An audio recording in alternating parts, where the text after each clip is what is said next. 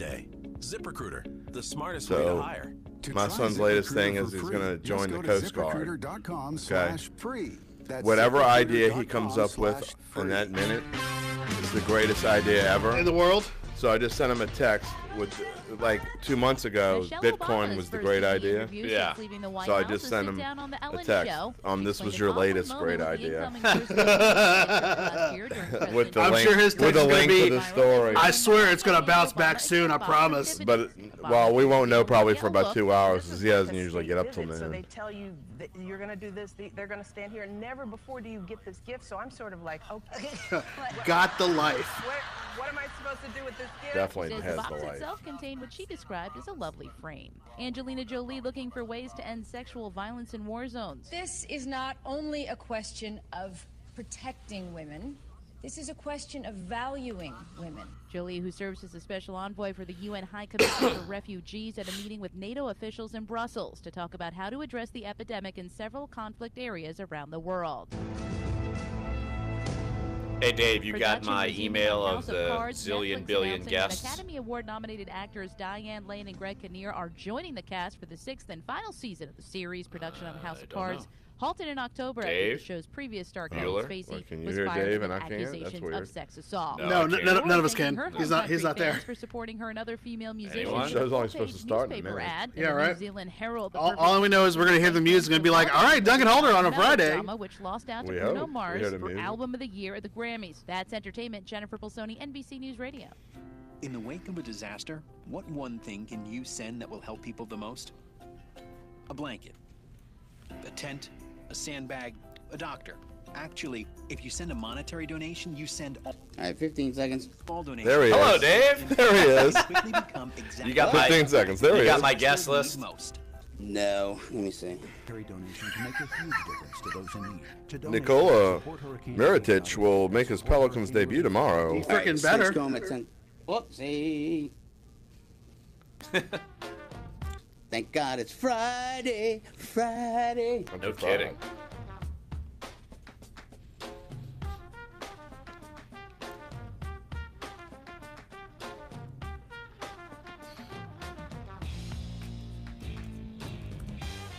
Duncan Holder on a Friday, February 2nd, Groundhog Day. Happy, joy. Jim Derry is going to stick out his head and see if the shadow follows him, and then there'll be There's a 6 more 7-foot weeks of shadow hell. somewhere else. 6 more weeks of hell. Clyde Verdun is here. Dave Good is back morning. at our iHeart studios. We are at our NOLA.com Times-Picayune studios. I have no idea how we're going to fit in everything we want to do on this show, but put your hand down, Jim Derry. The fact that you have gotten your Christmas wish In February, which means you get nothing for Christmas 2018. it has nothing to do with the Pelicans actually acquiring a player and a pick. It has to do with the Pelicans losing a player. Okay, so I can't wait. You couldn't even wait for me to intro the show. I'm like, We've got 5 guests. No, that's why I got to You get can't it even in. wait. I got to get in my rant. Very direct. We're already screaming. We're I'm not 30 screaming. seconds I'm in. not screaming. I didn't It's scream out of yet. control already. I got to get my rant in. How is there a rant? They made a trade. All right, so Punxsutawney Phil saw his shadow this morning. That means Punxsutawney Jim. so saw that his means shadow. there's 6 more weeks of winter. Omar Ashik saw his 7-foot dumb shadow in Chicago. I swear I thought you were going to say another essay. I didn't. Just there. Saw his shadow in Chicago, and it means 6 more weeks of basketball season in New Orleans. Well, Omar Ashik is gone. Well, that's all you care about? Do you understand they actually got a good player, even though he was a member Even of though you can't pronounce his name? He's a member of his name is Coca-Cola to you. He was a member of the WWF tag team, the Bolsheviks. He's a very... Look, this morning... He looks like Boris Zukov, except he's not bald. And no one's said his name yet. The Pelicans. Nikola Mirotic. Mirotic. Got it. Nikola Mirotic, the newest Pelican, will likely make his debut tomorrow. Clyde, break down the trade, because I only know this guy as Nikolai Volkov or Boris Zukov or Nikita Koloff. That's all I know. I will break you. Only wrestlers I must break you. from the NWA or WWF. That's all I know. Nikola Mirotic clearly is going to be a player that is going to help aid in stretching the floor for the Pelicans. Obviously, it's another key asset. He's one of the top three-point shooters by percentage in the NBA. How tall is this guy? He's 6'10", I believe. So he could play center, but he's not going to play center. He's going to be like a boogie type. He's going to be jacking up threes, like but he's good at it though. Turning the ball over. But the difference is that because he's European, he's good at that. So. Yeah, right. Because that makes stereotype. That was just nonsensical. But I mean, hey, look at Kristaps, man. But seriously though, with what the Pelicans were able to do with this trade, they were able to dump Ashik. Yeah, they were able to obviously. Well, they didn't just dump Ashik. I mean, he was the biggest piece. He was one of the biggest pieces of the trade. But they got rid of Omer Ashik, Tony Allen, and Jameer Nelson, and a pick. Although we get a pick back. Who is this second round? The Pelicans, New Orleans gets a pick back, just a remember, second we're not rounder. just We, in terms of we as the people who follow this team and watch this team, it's a good trade. It's a really good trade for both. And obviously, if you read some of the stories yesterday, because obviously John Paxson, the Bulls had a press conference yesterday talking about it. Cole has talked about it because there's been talk about him and his future. And obviously, let's not forget. He was also involved in the preseason, had his face broken because he and Bobby Portis got in a fight. And wait, what? You don't remember that? You don't remember that? I don't follow the NBA. I don't follow sports. I just do things. Look, it happened during football season. Yeah, it happened during football season. That's not fair. You're right. My focus is kind of on the New Orleans Saints during football season. What do you want me to tell you? Yeah, that's fair. And Vanderpump Rules. You know, what do you want me to tell you? See, that's where you lose people. That's exactly where you lose the respect because we're talking about Bravo. I went to Bravo shows. I went to Sir when I was in LA. Oh, hey, look at me. I remember shows from 2005. Yeah. Yeah, but look right here. If you look on our site this morning, Will Guillory wrote 7 things to know about Nikola Mirotic, and number 1 is Ashik is gone. It's right here. That's not. Did you see this? Will Guillory. It's look, right here. Do not push that on Will Guillory. Will Guillory is doing a fantastic job covering the Pelicans. I'm reading for us. it. It's right. That in front is of not me. what he. That's journalistic standards. I know he follows them. That is not true. That is not true. So that is Clyde. That is not true. I hope they have a good buffet in the Bulls locker room. He's telling a fib. He's telling a fib. You don't say. Thank you for the listeners out there who couldn't tell that he's clearly being facetious. Either way. Number 2 is right here. Number 2 says he's never airballed a free throw. Oh, okay. Jim, is there anything else you'd like to get out between now and the fact that we have 27 guests on the show today? You guys? Do you think John Stinchcomb cares about? Since you guys are screaming about, I think so. Since you guys are screaming about the Bolsheviks already, seriously screaming about the Bolsheviks. We're not screaming. Let me get out the guest list here. David, am I screaming? Because you're not going to have any more time to scream for much of the show. Again, locked and loaded show like yesterday. I'm going to throw out the number. Just to throw it out there, I have no idea if we're going to be able to fit in your phone calls. But 504-260-1280 is the number to potentially get involved. We're going to have to do prop bets literally the next segment because we've got no free segments after that. 10:30, we've got former Saints right tackle, Pro Bowl right tackle, John Stinchcom's going to jump on the show. 10:45, we're going to go up to Minneapolis, talk with former Saints cornerback Jabari Greer, who is now an NFL analyst for TSN up in Canada. He's basically bigger than Justin Bieber. No, that's not true. He's bigger than Bieber in Canada. He's definitely not bigger than Drake. He's bigger than Bieber? He's bigger than Bieber. That's not saying a whole lot these days. Bigger than Shania Twain. That's not true. He's bigger than Alan Thicke. Now, that is a big deal. That's because Alan Thicke is dead. That doesn't matter. Alan Thicke lives on. He does live on. He's thinking about Robin Thicke. He's a growing pain. Everybody's doing better than Robin Thicke because Robin Thicke has scuped his career ever since he cheated on old girl and ruined it all. And then wanted to make a whole album about how I'm sorry. It's like you messed that up, dude. Like both of you two are a growing pain somewhere on my body. Alan Thicke is a big deal. As opposed to your growing hair on your head. Thank you. Josh Katzenstein, 11:05, up in Minneapolis. He has done a tremendous job. Yes, he has. I'm going to tell him that when he comes on. Covering the Super Bowl, and we haven't even gotten to the game, so we'll talk with Josh Katzenstein. Jeff Mosher of 97.5 FM, The Fanatic in Philadelphia, will get an Eagles perspective, as of course, by the way, Super Bowl 52 is Sunday. Huh? As if we're pretending like it's not. What game? Exactly. There's no game. And then Football's over. of Dunc and Holder fame, Jeff Duncan will join us. Duncan Holder fame. He will Wow. join The us. show that he helped helm. We will talk You think he'll Hall of Fame. We will talk Super Bowl 52. And we will also talk another big piece of news. Yeah, crazy exactly. afternoon yesterday. Jim Henderson retiring from the radio booth, the voice of the Saints, an icon in the city. the greatest Incredible. NFL, to me, local, maybe not just overall, but the greatest local NFL play-by-play guy in history. I don't dispute it. I can't. I'm talking about just like one that covers it, in my opinion. And it's, again, another subjective argument here on Duncan Holder. Right, you can't look, because I would. And I've listened to a bunch of them. You could listen to. I've been a people radio over- but geek he's since but I was a he's kid. here's the thing, a legend here, a legend. There will No there will question. not be another Jim Henderson in this town. Maybe one of the biggest non-New Orleanian legends, if that makes any sense. Right, Yeah. of course, because he's from what, New York. He's from New York. upstate New York. Syracuse. Yes, the Syracuse area. Yeah, upstate Yes. New York. Yes, but look, all I know is that I was taken aback. I was Yeah. literally somewhere yesterday, and I That's saw a kick in the that gut. they were gonna make this announcement, and I did not see that coming. It's a kick in the gut for sure. But hey, his calls will live forever in New Orleans.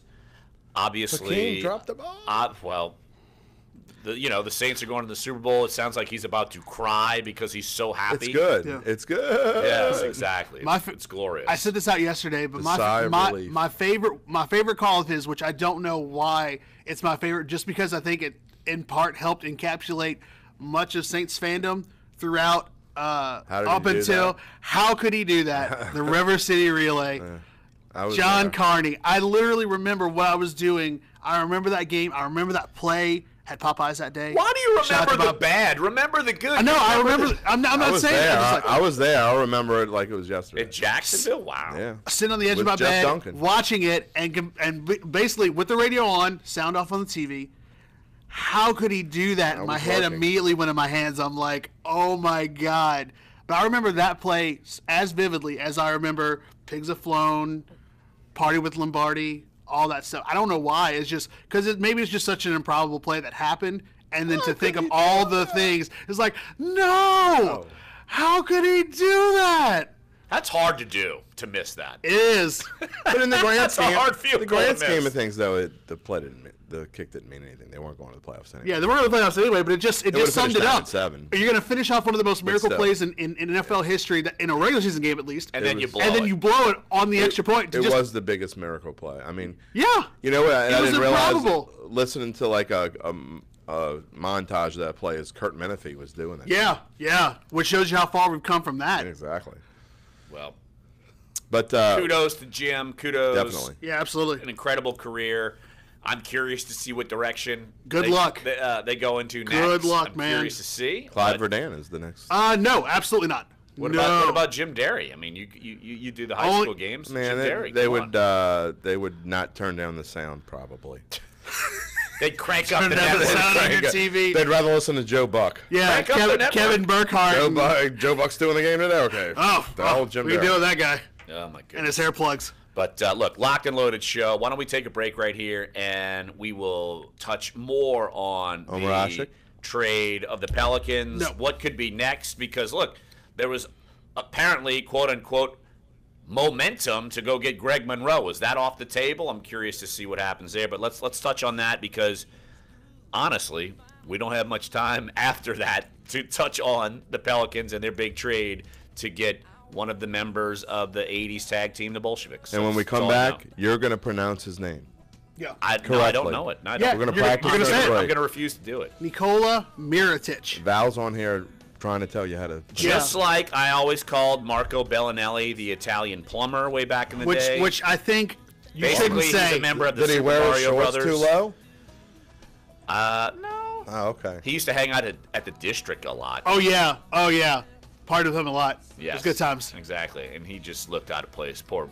No, he didn't. The poor Italian plumber. Come on, it's country fried He looked fries. European, so it's like, oh, women are naturally attracted to him. It was amazing. The thing, no, but they weren't. That's Sorry. This show's gonna go haywire before noon. Look, Go. we have some. Go. Y'all are already screaming. And how many guests do we have today? It is going to be bad. My ears are bleeding not from screaming. Clyde. My ears are bleeding already. I'm away from the mic too. Clyde started at are away 9:40 from the before mic. we even went on there. All right, let's take a break right here. Pelicans talk next. Sports 1280 NOLA.com, the iHeartRadio app. Duncan Holder.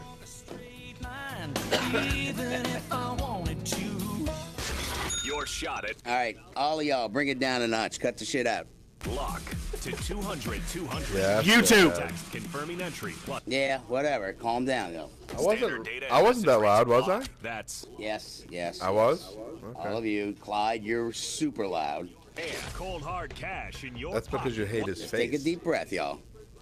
Every hour, weekdays from 5 a.m. to 8 p.m. Had to use my daddy voice. Yeah, See? you did. See what happened? You did. I apologize for nothing. I met someone. You hear it a lot from people on Match. I feel like because I'm more people got have met put in their time someone out. on Match than any other dating app. Everyone wants to find that meaningful connection. And Match is not only #1 and first, Yeah, my but wife second told me to dates shut up. No, too. I'm just kidding. Now here's a free offer for our listeners. Well, that's Go natural. Match.com Yeah, she didn't call me an for idiot, 7 though. days free. That's 7 days completely free to search, view photos, and connect. This free offer is found at Nicola. Match.com/single. That's Match.com/single. Nicola Match.com/single. Mirotic? There you go. There you go. Is a Although that super should, weekend. although every time he hits a shot, iHeartRadio, that should be his all in-game access, prompt. free Like every time he hits a preview 3 or weekend. like a shot, So, what does that mean? Ricola. It means you get to Three listen to cola. millions of songs, albums, and You're welcome, playlists, Pelicans all folks. for free Three on cola. iHeartRadio. Just open the app and let the music play. No credit card or obligation. Just enjoy all your favorite music for free this weekend. Jeez, It's a super Sounded weekend like with the Stugotz. iHeartRadio All Access free preview Hacking weekend. into I can't the watch mic. that show. Download the iHeartRadio app right now. Stugotz. I can take Lebitard doses. 52 in A Minneapolis. what? There is I can take Lebitard security doses. threat. That's the word from Lebitard federal and is local okay. authorities. Some- NFL you're right, Commissioner Roger doses. Goodell Yeah, giving I can But take that can't show take in doses. Stugotz at all. league address Wednesday. I don't watch that. I don't really watch ESPN a whole bunch. I gotta be honest. Goodell touching on various topics, including I liked the Mike and new Mike, and now they player broke that safety and up. the Rudy Yeah. Rule. Some big-time NBA performances Wednesday Which night. I didn't realize that Trey Wingo was no longer doing I NFL watched. Live. I watched Kyle Hurd's Blazing 5, but now he's on Fox. I don't. But that's the only thing I don't like him. But his Blazing 5's pretty good because he's actually got to give the dude props. His Blazing 5's usually pretty good. Yeah. Especially when he agrees with RJ Bell from Vegas. Those things are like, I'm not joking. When he and RJ Bell agree, they're like 80%. Wow. So yeah, it's like free money. Overturned and will now be allowed to compete. Not that I'm 2018 endorsing Winter gambling or Olympics in anything, Pyeongchang, South Korea YouTubers, begin because February anywhere 9th. outside of That's Las Sports Vegas, Day Corwin. betting on games 30 is seconds. illegal. To thank my mom Don't do for it. loving me so much, for taking me to the doctor when I broke my Thanks, foot, Dad. for leaving me alone. Well, I when just got wanted to be chastised. alone. So. And now, as a grown-up, I'm thankful. Can they hear Dave for yell being at us? able to Yeah, they do can. this. Yes, they can. Yes. For taking you to your therapies. The for scolding. They're I'm in. used to it by now. No, they're not. No, they're not. Yeah, they are. Dave, Hootie, the whole show. Let's. I don't care. I don't care. I really. The good part is that I'm gonna make sure. You don't like Darius Rucker? No, I love Hootie and the Blowfish. You don't like Darius Rucker? I love Hootie and the Blowfish, though. What is wrong with you? I don't get. I don't This understand. is Dunc and Holder on Sports 1280, New Orleans. Let's mellow out here on a Country Fried Friday. Well, we just got. I will do no such we just thing. got ripped during the break by our producer. Rightfully so. You guys are screaming about craziness. screaming. Y'all are happy. excited. It's like Friday. It's Groundhog Day. It's Friday. Thank God. It is Groundhog Day. No one cares. We have no snow on the ground. Could you imagine if you had to listen to the beginning of this show over and over every day for like the rest of your life? I think Duncan Holder would be canceled if that would be the case. No, you couldn't do it. It'd be Well, over. we're not and on track for that already. If they don't cancel it today, then you relive the same day and you have to listen to it. It can't get canceled. Oh, that was a Facebook question. If there was a song that you had to wake up Why to was there just a every, horse? Yeah, what was that? What exactly was that? That was the best commentary we've had all Is Mr. day. Ed in the building? Mr. Ed, shout out. If there was one song you had to listen to every morning for the rest of your life, what would that song be? Anything from Hootie, whether it's country or not country. Anything from Hootie. I do listen to the same song every morning, and it's The Wheels on the Bus. Ooh, God bless you. Yeah, exactly. Well, the bus at least is not falling apart anymore since the Pelicans have now acquired Nicola Mirotic. Is that correct? Well done. Is that well correct? done. I Okay. told you he would get it during the break. Yeah, good job. Okay, no, seriously. Let's look at their depth because, look, Jameer Nelson played minutes. Tony Allen, I know he was hurt, but you could see that coming when they made him questionable for a game and then didn't play him. You knew he was on the block, but they got rid of Omar Ashik, Tony Allen, Jameer Nelson, and a first-round pick, and they get Mirotic and a second-round pick. And, Clyde, I'll throw this at you. Do you think it puts them out of the running for Greg Monroe at this point? No, I don't think so. I would imagine that there's still going to be some interest there because they really still haven't, unless they've changed it and shifted their philosophy, because you're right. Let's talk about the roster specifically. Alexis Aginsa, still on the bench, still hurt. He's still shelved. So you still don't necessarily have that true center on the team right now. Basically, with Mirotic... Yeah, describe what does Mirotic do. All right, so Mirotic is more of... So he's more of a forward. What he's going to be able to do is he's going to be able to stretch the floor. He is deadly from three. So you want him out, and this is specifically a Alvin Gentry type player because he's versatile in that way. Because he can drive to the basket. He can also step back, especially on screens and runs. He can pop back, shoot threes. So he's going to be very good at that. But at the same time, though, between him and now Anthony Davis, someone is going to have to really stay down low and really stay on the blocks. So that's why I think, specifically, if we're talking about where Greg Monroe, I think, with his salary of $680,000, I think we talked about yesterday. Yeah, it sounds like point of the cap, right? Yeah, and it sounds like he wants to come to the Pelicans because he would basically be a starter and he would not have that. And we talked about that in the show yesterday. Yeah, that I'm going to a winning team, like Boston's obviously in first place in the East, but to go and almost maximize his value he'd still play going forward. Yeah, he'd play as many minutes as he wants to play here. Right. Yeah, absolutely. And as some of the YouTubers are pointing out, if you want to compare him to another player in the league, you can compare him to like a Dirk. You can compare him to him. Okay. You can compare him to guys like that, or someone that we similarly had or saw a couple weeks ago, a Ryan Anderson type player, a guy who's a little bit longer, a little bit leaner, but like he's a crack sharpshooter, can drive to the basket, get fouled, make free throws. That's the guy you want, but you still have to address that hole at the center position, because the thing about your mismatches, which specifically if you're talking about year 5, which is going to be to start Rondo, Drew Holiday, probably Dante Cunningham, Mirotic, and Anthony Davis. You have mismatches there because you're going to be very lean, very long, and very fast. You have a couple guys down low that can also really spot out or come in or do whatever they want. But the mismatch for other teams are going to be if they have a big guy, real true center, you're going to have problems because Anthony Davis has probably got to play that guy. You might get switches and mismatches on that guy, and that's going to cause problems for you because then clearly those teams are going to try to exploit that. I will say this, though. It is for all of your joy, the fact that they got Ashik off the books is a huge coup. $10.5 million. Dell Demps has taken his lumps along the way. Rightfully so. And rightfully, I 1,000% agree. Ashik is case in point. 1,000%. But how in the heck he pulled this thing off where, we're going to give you Ashik and you're going to have to take this salary and you're going to give me a pick back and you're going to get a player that is just a notch below Boogie. Okay, where do I sign? Well, you had to give up a first-round pick, which Dell Demps gives up. I don't think he believes the draft even exists. I'm just convinced here. He figures he got Anthony Davis once and he'll never replicate that. So today is the day I don't give Dell. And also, Demps Chicago has the right to swap its 2021 second-round pick with New Orleans' own 2021 second-round pick. So it's 2021. That sounds like it's like 17 years away. I know, right? It's strange how that is. Like, all right, so how are we going to do this? Okay, let's talk about picks in 2021. Okay, sounds great. Well, the fact, though, that the Pelicans... They'll be gone by then anyway, so... The Pelicans are making moves, and significant moves, means they mean business. They want to get to the playoffs. Yeah. They know this is an important year. Right. And I do have to say, given the circumstances, you got to give them credit for getting something done. In the matter of a week's time, they've gone from me saying the season's over to, I think they're back in the playoffs now. Oh, I think they're certainly in the playoffs now, especially given what it's going to give the team a big boost. Given what the Clippers is going on Absolutely. there. So I think that it's going to give them a couple of games, and you come into the All-Star break, and they'll be able to figure this thing out. Yeah. But still, the fact that they made this move, I got to give them significant credit.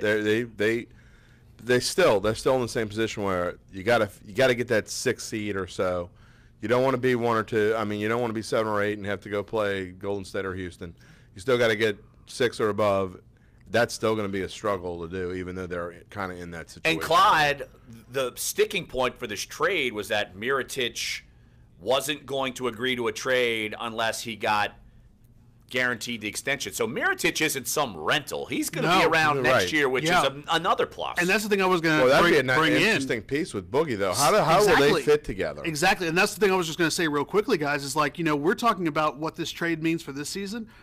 We honestly could be seeing they're going to be pretty big. Yeah, we could be seeing the formation of what we've been talking about all year. They still won't play defense. Yeah, still won't play defense, which, you can live with some things, but literally we're seeing a squad being built that maybe is starting to put the pieces together, not only for this season, but for next season too. Because if you're Boogie and you're looking at this, saying, okay, we got a guy like Mirotic, I come back, AD's playing at a high level, we maybe add some more pieces on the bench, with maybe Drew. Ian Clark, Solo Hill is going to be coming back. Solomon Hill's soon. coming back. This team has pieces. That's the only thing. It's that we've never seen this team fully together like this, and we won't for a while, but like with Solomon Hill, Boogie Cousins, AD, now Mirotic, Drew Holiday, this is a team that I think could be like a Minnesota maybe next year, or someone like that really surprised some teams. What you will see, and look, I'm not going to dump on them, but what you will see now is I think this almost guarantees that Gentry comes back next year, unless they just completely. I don't think they were going anywhere. He was going anywhere anyway. And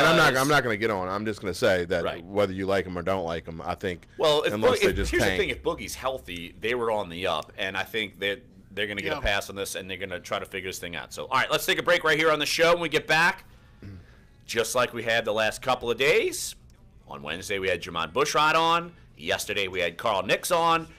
Let's relive some Super Bowl 44 good times. Back-to-back guests, awesome guests. John Stinchcom's coming up next, 10:45, Jabari Greer. So don't go anywhere here. Sports 1280, NOLA.com, the iHeartRadio app. We're Dunc and Holder. Your forecast on Sports 1280. How is that, Dave?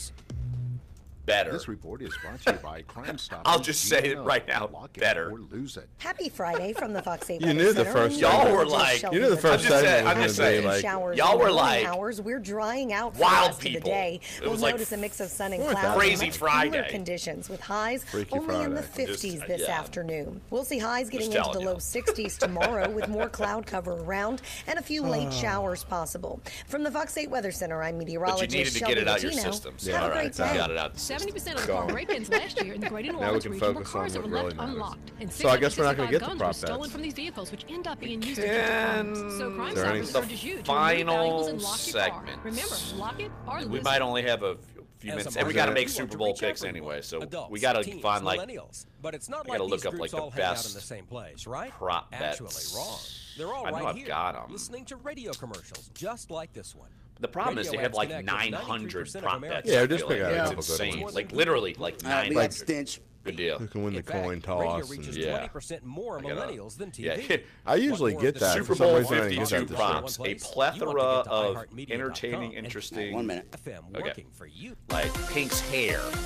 What? Will she miss a word in the anthem? Yeah, how long will she sing the national anthem? Really? Threat. That's the word from Although hopefully all the local ones for Justin authorities. Timberlake are off the NFL Commissioner board Roger because Goodell giving his annual they said they're going to State tape of the delay League his address or delay Wednesday. his by like 5 minutes or a minute or something like that. So we're not getting the really? live. Yeah. So they're not going to play it live. They're going to play it like on delay. Here you go. Here's a stat from RJ Bell. He's fantastic, by the way. Y'all should follow.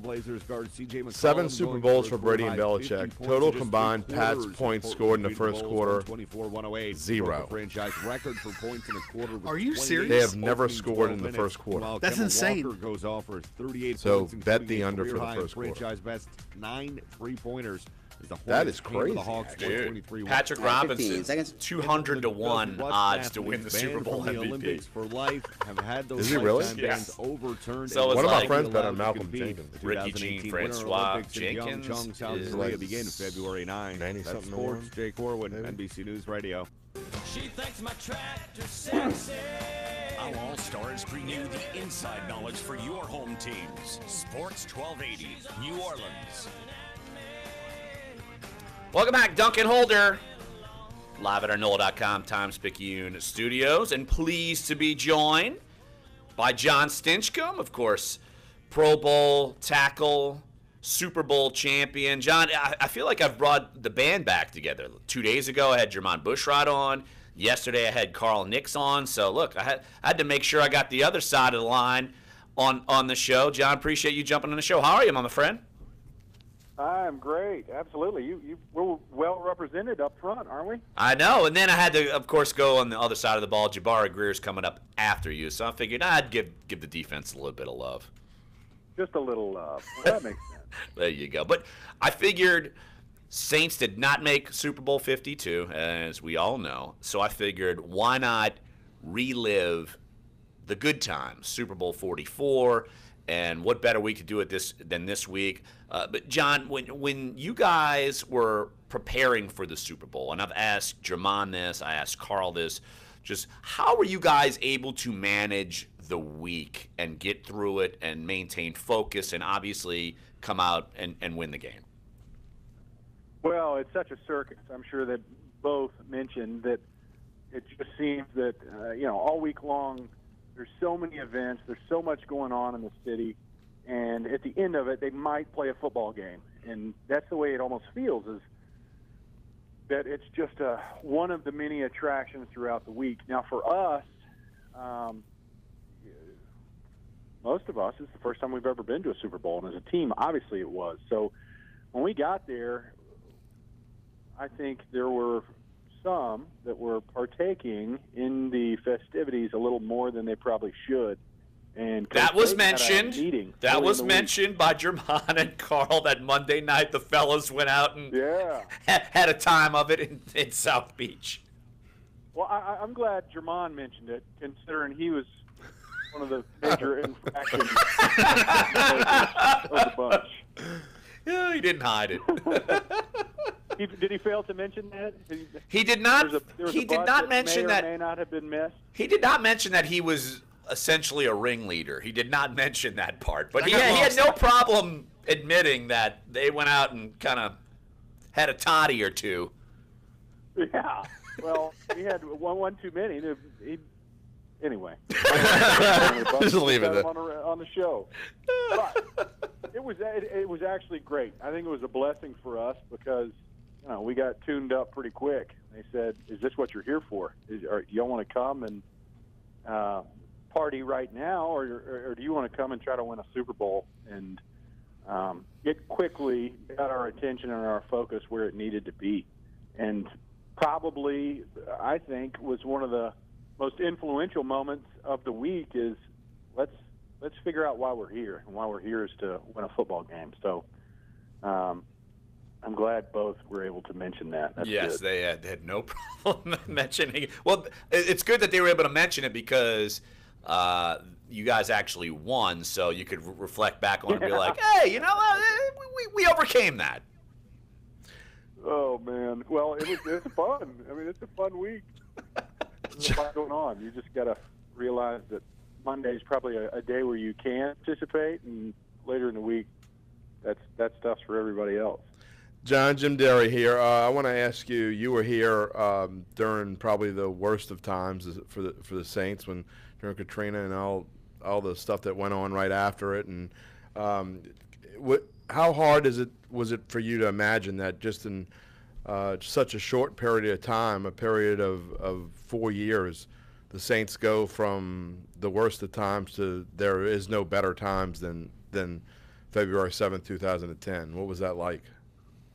Well, I'm so grateful that I got to experience it that way. There's only a few of us, Will Smith, Lance Moore, maybe a handful more that were with the team prior to Katrina, and understand the hardship that not only the team underwent, but really the entire community and the city, the fans, the people. So to experience those lows, it made it so much sweeter once we did win it. And you understand why fans don't congratulate you. They say thank you. That's what probably what I remember most is after winning the Super Bowl, you go around town, and no matter where you go, somebody's got a fleur-de-lis on their hat, their shirt, their car, their bumper, and they don't say congratulations on your win. They say thank you. And it's because there's ownership of the team, and there's such a special bond between the city and the team, and that was really forged, or at least cemented, much deeper post-Katrina. John Stinchcomb, former Saints right tackle, Super Bowl champion, Pro Bowler, joining us right here on Dunk and Holder. I asked Carl and Jermon the same question. When you win the Super Bowl and you're standing there and the confetti's falling down on you, it's hard to kind of gather your thoughts in the moment, but can you reflect back now and just how much do you relish that happened, and no one can ever take that away from you guys? Well, it's a professional pinnacle. I mean, you've reached that milestone that so many have sought after, and you're talking about great players that haven't had that opportunity to experience the confetti fall on your families on the field. I hope Carl mentioned his, what are you going to do now that you won the Super Bowl? And his answer, of course, probably not we safe talked for work. about that. There's no doubt. Of course, that's the greatest quote ever after a Super Bowl. It really is. Of course. I asked him if he really went to Disney World. Not just Disney World. Yeah, right. John, you're not one to drop expletives, so you don't have to say it. We know what was said. Good. Oh man, wasn't that awesome? That was. Only Carl. Really, fantastic. Yes. That's what made him special. But, it's so fun. I mean, families on the field. You're holding up the trophy. You go after the game. We go back to the hotel, and Harry Connick Jr. sitting at our table, and my cousin who's with us, he's like, well, she said, how long have you known Harry? And I said, about 20 minutes. On stage, singing with Kenny Chesney. I mean, it was awesome. They also, Jermon talked about and Carl talked about the parade, and a lighthearted moment when all these people, just millions of, it seemed like millions. I mean, it probably was 700,000 or 800,000 people out in the streets, but you guys stopped and got a little hungry there up on the float, and were able to go down and get yourself a little food. You big guys got to eat.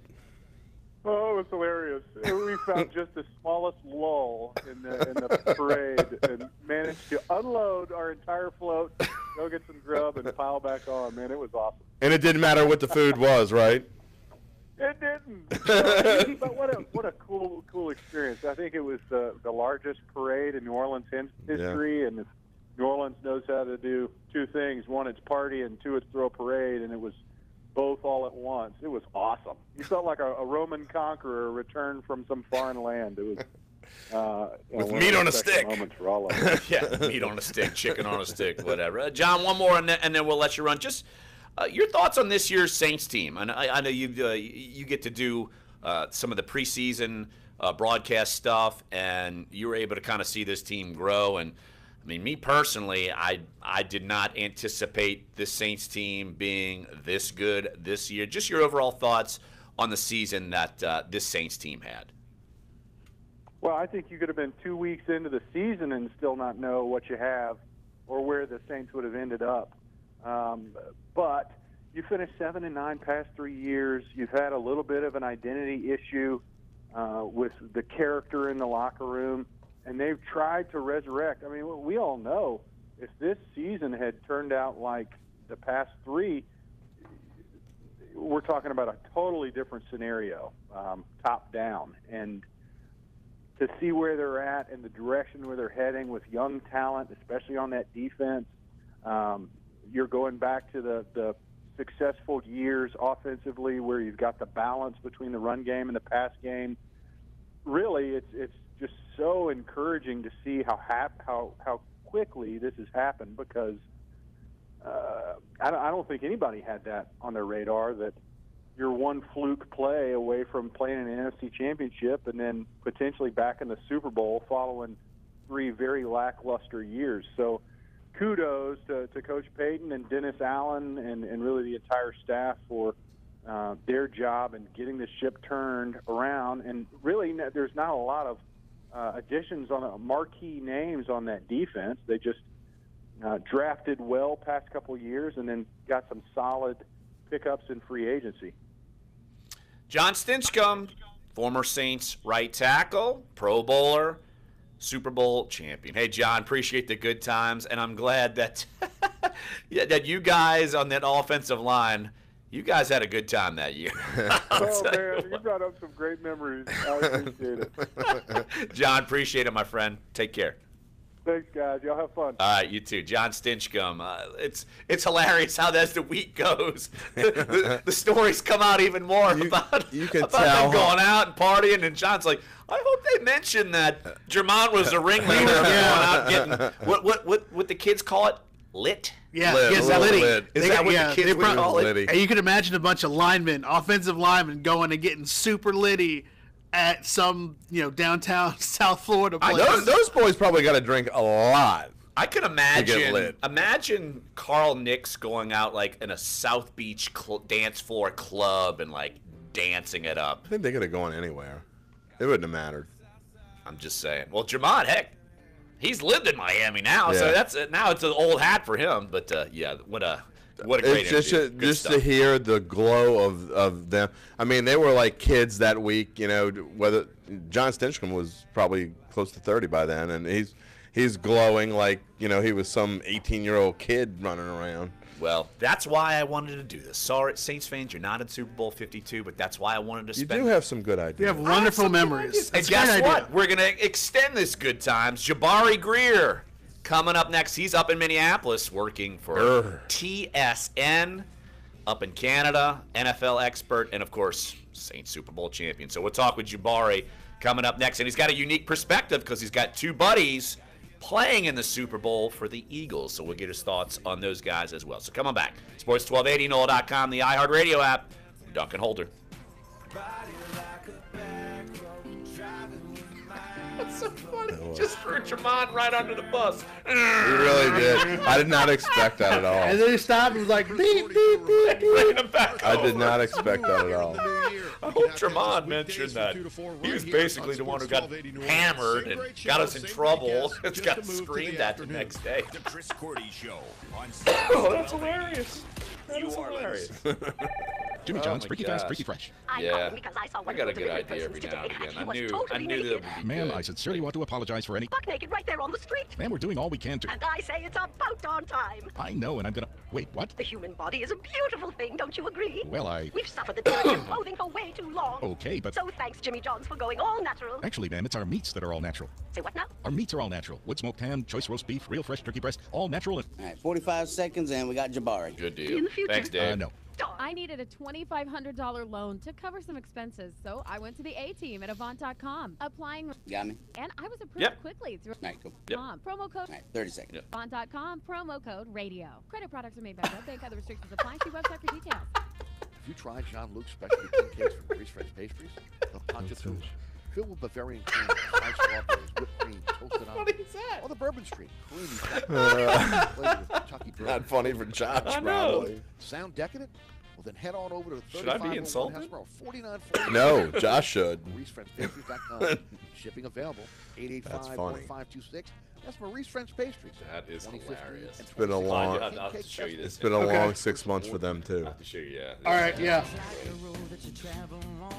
Here's a text from Josh. This is Dunc and Holder on Sports 1280, New Orleans.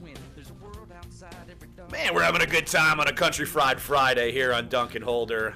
Jim Derry's here for Jeff, as Jeff is up Groundhog Day. in Minneapolis. Claude Verdun is here. Dave is back at the iHeart Studios. And joining us from Minneapolis, I'm disappointed that I'm not up there to see my buddy Jabari Greer, who is... Jabari, I said you were now, since you're working for TSN, You're bigger than Bieber. You're bigger than Shania Twain. You're bigger than Alan Thicke in Canada. You're like Mr. Canada now. You know what, man? I'm working my way. Those are great names.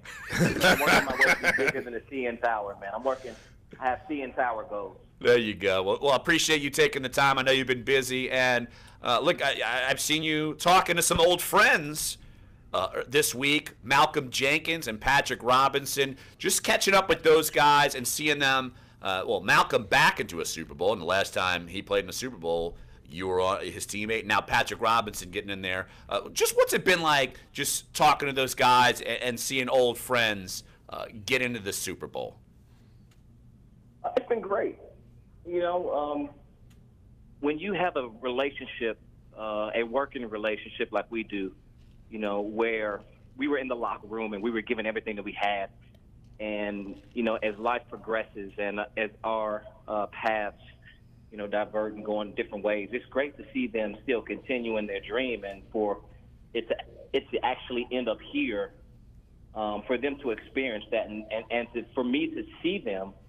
And on the other side of the lens it's refreshing, man, because I get to see exactly what you and Dunc used to go through as broadcasters and as journalists, but it also gives me an opportunity to just reconnect with them and then actually ask them questions to get to be able to break down that veneer of hesitation that players usually have when they are speaking to the media.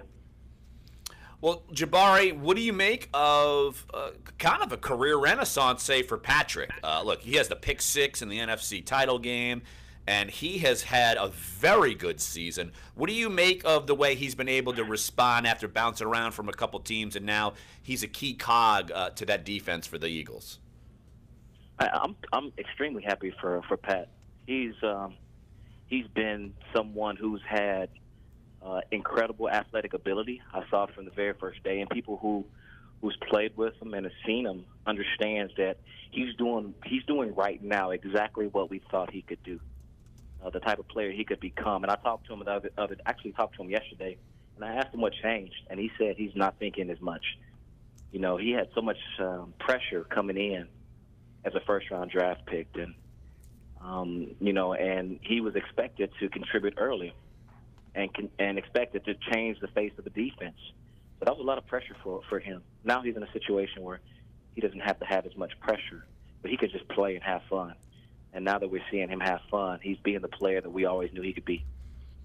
Jabari, Jim Derry here. Talk a little bit about turning back the clock a little bit, but you know, you started playing in Buffalo, and you come here to New Orleans, and right off the bat you come here in a Super Bowl season. How strange was that for you to have that kind of change, and what was it like to go through that so quickly?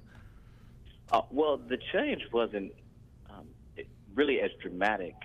It was dramatic in a sense of it was an entirely different culture. When you come down to New Orleans is unlike any other place in America. You know, there are a few places that have as strong and as vibrant as a culture as New Orleans. You know, you get San Francisco, you get New York City, Chicago, but New Orleans stands on its own. So to go from Buffalo to New Orleans was as much of a culture shock as anything. Playing football was just one aspect of it, but the community, the way that the community embraces you, not only as a player but as a man and as a part of that community, is different than any other city. So I really enjoyed that aspect.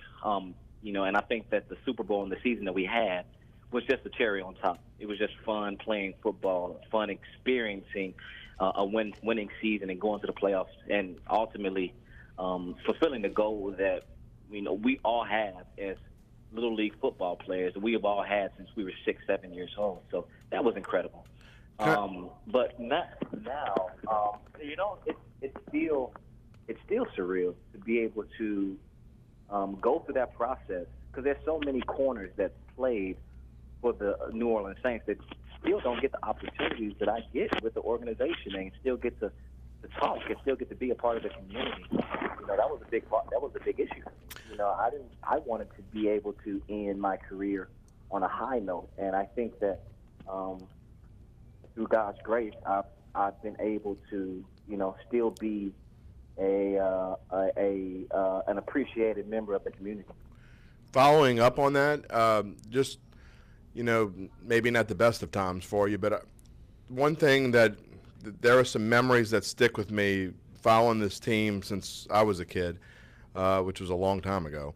But one of the memories that sticks out with me isn't a good memory, I'm sure, for you, but when you were leaving the field after your ACL injury, and you could see the emotion in your eyes, but being there that day, just you could also feel the emotion of the fans feeling for you as well. Did you feel that when you were going off the field? Oh, I did.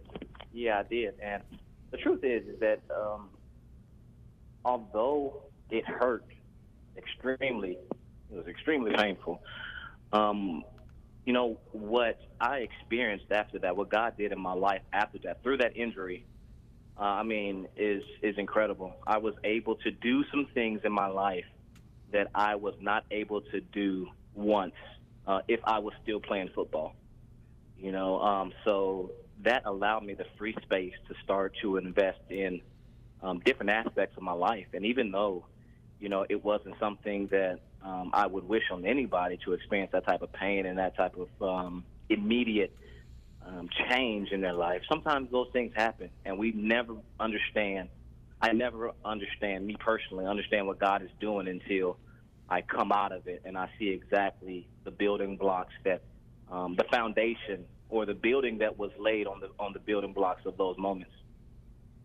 Jabari Greer, former Saints cornerback, joining us right here on Dunk and Holder. Jabari, I've been talking with, on Wednesday we had Jermon Bushrod on. Thursday we had Carl Nix. Right before you we had John Stinchcomb on. And I figured since the Saints aren't in the Super Bowl, let's relive the good times. What was it like for you to be in that moment, be on the field, win the Super Bowl, just this extreme pinnacle of your professional career? Well, one thing that I remember most was it was a sigh. It was just like an air of relief more than anything. To me, it wasn't like an elation, an exuberance. It was really a sigh of relief, realizing that we had accomplished our goal and it was finally over. We were done. Man, when you play football, you are intently focused every day on the next opponent for 3 months in a row. That's why the emotional aspect of the game is so it's so taxing. When a player is mentally out of, because you have to be engaged for so long, and winning the Super Bowl, it was like we finally get to relax. But the more pressing thing that I remember now was that once the confetti was falling and we were celebrating with our teammates, I looked at the 50-yard line. My family was there, and I see the confetti falling on my 6- and 7-year-old children, my daughter and my son. It's falling on their face. And I remember 3 minutes, guys. 3 minutes. Where I was as a 6-year-old young boy, watching TV, staying up late, watching the Super Bowl, watching the confetti fall when I'm supposed to be in bed, realizing I'm in my dark room and my son and my daughter are there at the field, and realizing that would change their life forever. Not that football was going to change their life forever, but that they had an experience. Through God's grace, I was able to provide them with an experience that I've always dreamed about, and that those experiences will be building blocks to give them a better future than I could ever imagine. So it's things like that impacted me more than anything, that stay with me to this day. You know, the Lombardi Trophy is great. Being a Super Bowl winner is great, but man, just putting those building blocks for my children, realizing that they are going to have a different life. They're going to have different experiences through those hard days that I spent when I was 16 years old, running routes and catching balls in the church parking lot, you know, running until I threw up. Those moments led to a different outcome for my children, and that was impactful. Jabari Greer, great insight. Of course, he's former Saints cornerback, Super Bowl champion, and now bigger than Bieber in Canada, working for TSN. You're bigger than Bieber, my friend, bigger. Thank you, man. Hey, Jabari, appreciate it, man. All right, let's get to the second hour, man. What a great couple It goes to of show you, and interviews. you're a dad. It goes to show you that no matter what kind of highs you experience, it still doesn't beat, the moments that your kid's gonna. You're always looking to see. He's looking at what where his kids are, Right. and in the greatest moment probably of his life professionally for sure. Right. Looking for his kids, and it just kind of puts it all in perspective right there. I think that's been the coolest moment about all of our interviews. Yeah. Have been. It almost makes you feel like for them talking about it is like talking about something that not only they're going to remember forever, but something that they relish, that they really relish, that means so much to so many, not just to them, but on so many levels, whether it's the fans, whether it's their kids, whatever. It's just really cool. Absolutely. Hour number 1 is up. Hour number 2 is on the way. We're going to push Josh Katzenstein back a couple of segments. He is on the prowl for Drew Brees up in Minneapolis. So, next segment, we will go through some prop bets and make our Super Bowl 52 picks. So, let's get crazy here. So, great first hour. Come on back for hour number 2 here. Sports 1280, NOLA.com, the iHeartRadio app. Dunc and Holder. Great first hour. Minus the ears bleeding first segment. Great first hour. Hey, if your ears aren't bleeding, you ain't trying. Exactly. Trying. You're trying to drive me nuts. So yeah, we're gonna push Josh. But now there's a study suggesting it may also be helpful in relieving migraine pain in children. Dr. Shaw Shalini. All right, so hey, we don't have Josh in the opening segment. No, we're gonna push him. He's literally chasing Drew Brees. Nice. Yeah. All right, Jeff Mosher. Yeah, he is. Yeah, Jeff He off? Mosher at 11:20. Okay. Yeah. 12 weeks over 5. So we'll do. Is that WIP whip? No, it's not. That's it. Oh, come on. No. T of A says it. We could get the scoop on Ennis. Oh, migraines. Actually, I don't think it matters. Shoot. Actually, he was texting me about like, Josh. laying down. I couldn't get. Was it last night or 2 nights ago? 2 nights ago. And adults. And Dr. Shalini He's says like, I've she's seen this hopeful that rodeo it will before. become Jesus. Yeah, That's exactly. bad. Exactly. Health update. Sarah Lee Kessler, Yeah, so we'll have NBC Mosher News Radio. 11:20. We'll get Jeff on like 11:35. Listen on the free iHeartRadio app. Search end with Sports 1280. Josh Gath. All right.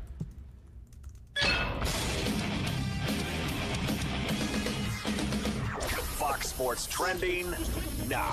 Good news for the Patriots. Tight end Rob Gronkowski cleared concussion protocol and is set to play in Sunday's Super Bowl. That's not weird at all. Yeah, let me show College you, football, this the guy. SEC gave each of its member schools an average of $41 million for the past fiscal year.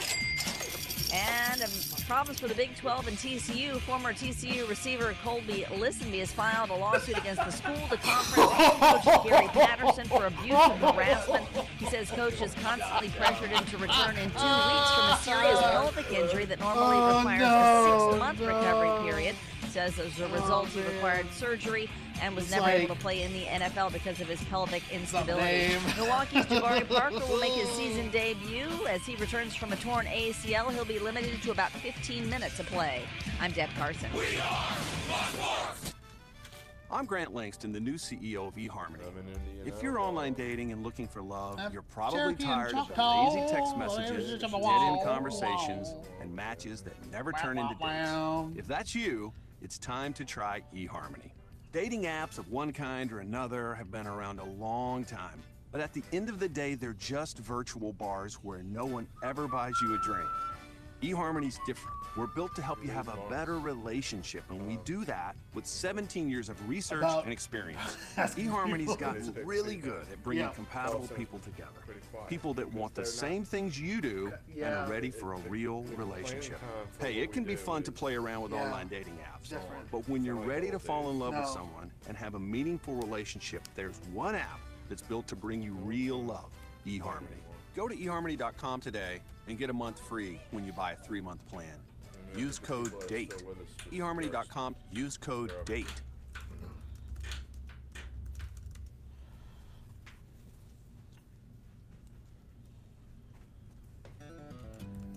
You count on your air conditioning to work perfectly and to make your family comfortable. So if you ever have a problem, you want someone who will be there to help right away. At Burkhardt Air Conditioning and Heating, that's the commitment we've made to our customers for over 25 years. Our NATE certified technicians provide emergency service for any type and any brand of cooling system. If you need help anytime, call us. We promise to get you up and running again quickly and professionally. And if you're thinking about an upgrade, right now, we'll help you save with quality cooling equipment from Amana.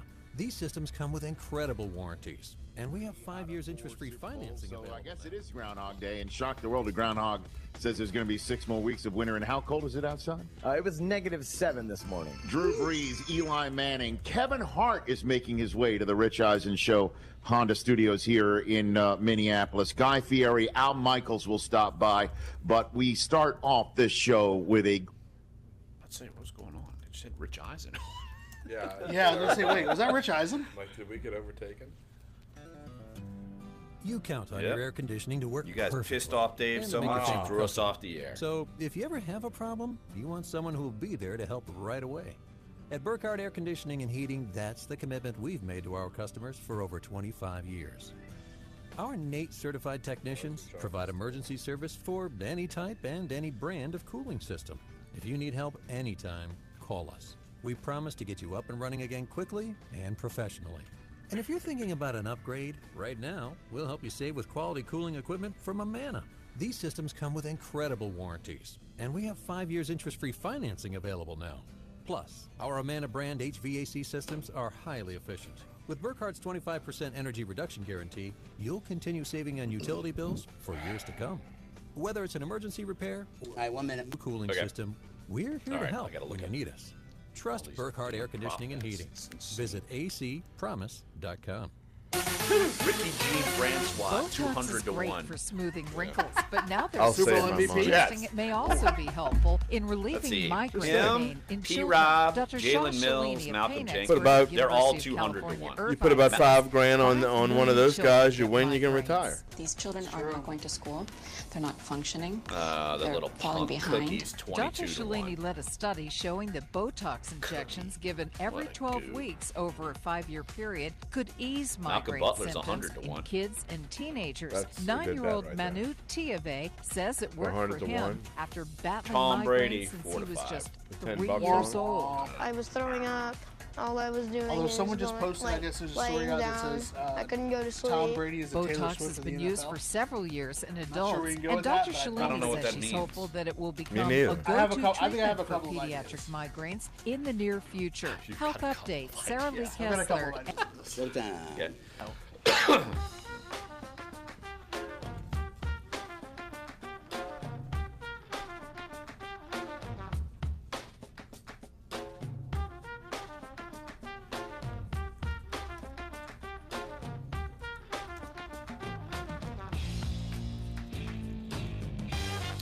Duncan Holder, hour number 2 on a Country Fried Friday, February 2nd, Groundhog Day. Jim Derry sitting in, it's like Groundhog Day, for Jeff Duncan. Groundhog Day. And Jeff will join us in about a half hour as he's up in Minneapolis. Of course, Clyde Verdon's here.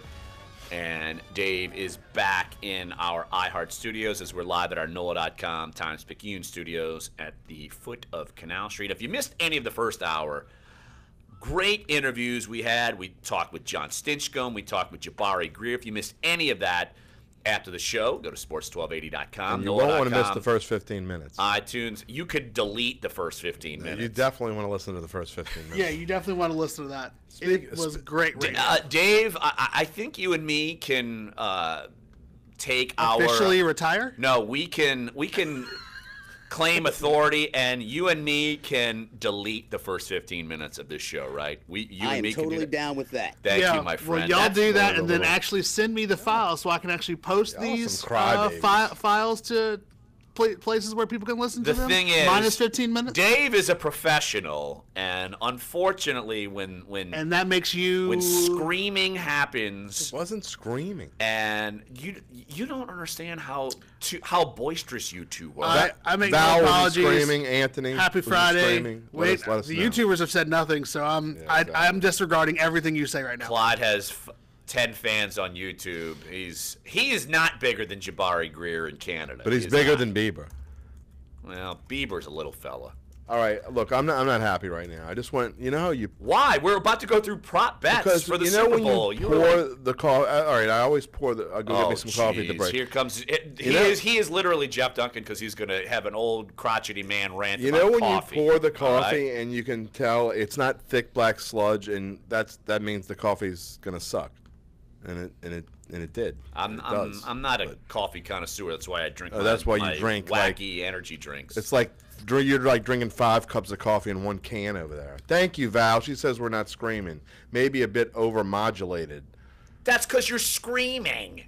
But not not. I'm just screaming. talking in the first 15 minutes. Everyone's calmed down. Once I think you guys were bent that I just did not know how to pronounce the Bolshevik's name. I'm not gonna lie to you. I'm just happy that it's Friday and tomorrow's the weekend. I know. It's parade time.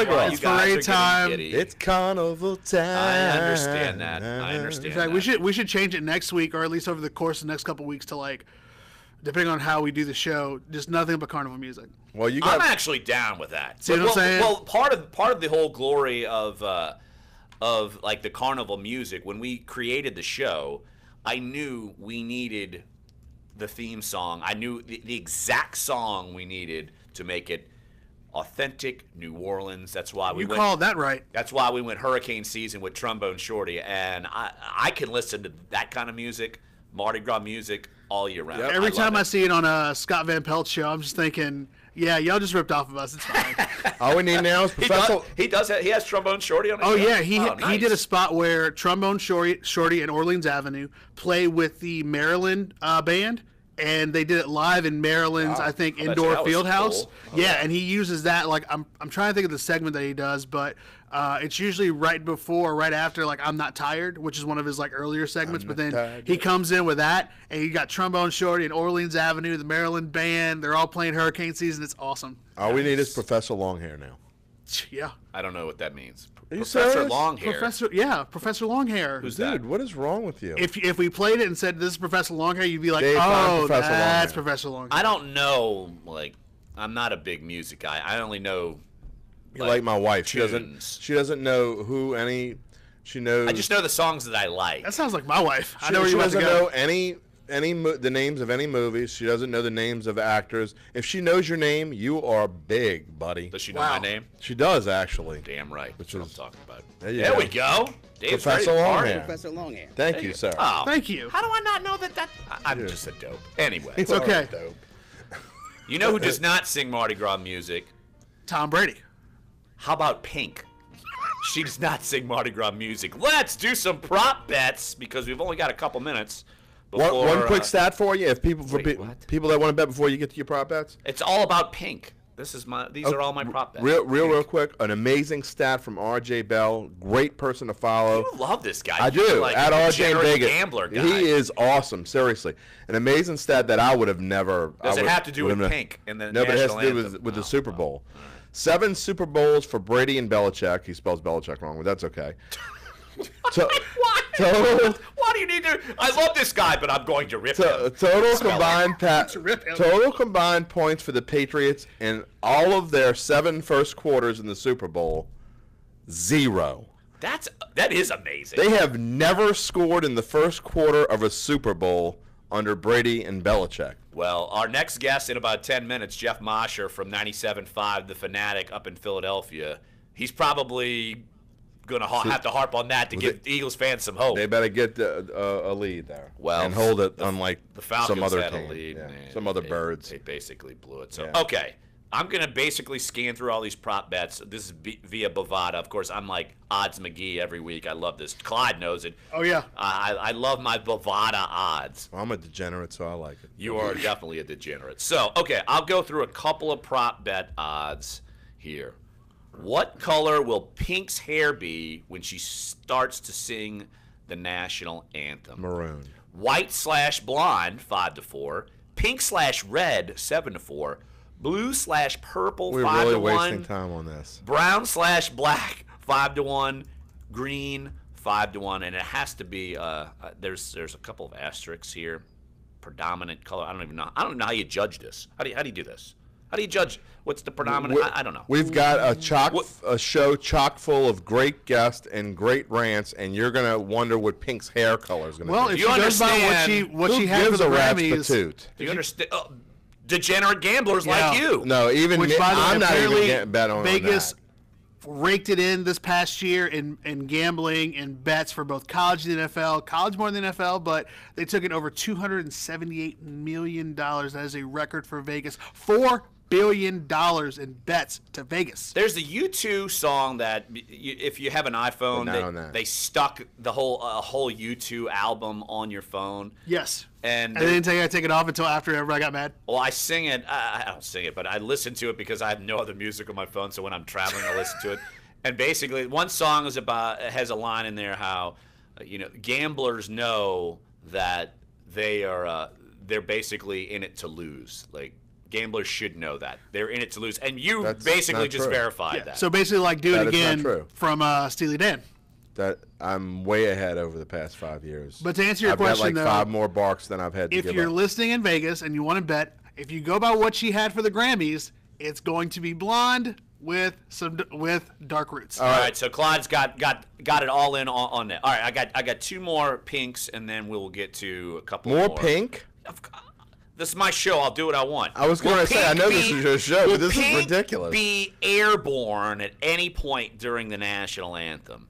5 to 2, yes. 1 to 4, no. And Hopefully the note is, shoot her out of a cannon. must be airborne from the first note sang until she finishes Brave for the first time. So that's a long airborne. Do they still have the Beavis and Butthead special right before the game, so I can watch that instead of Beavis and Butthead hasn't been on terrestrial MTV television in probably close to 7 years, and that's after they brought it back, so no. Oh, yeah.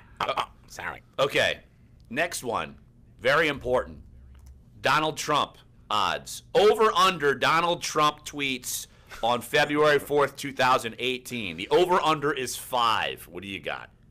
I'm going over. I'm going over. I'm going to say under because he's going to get a lot of tweeting out of his system today. We're apparently releasing these memos. So yeah, I think he's going to have a tweetless.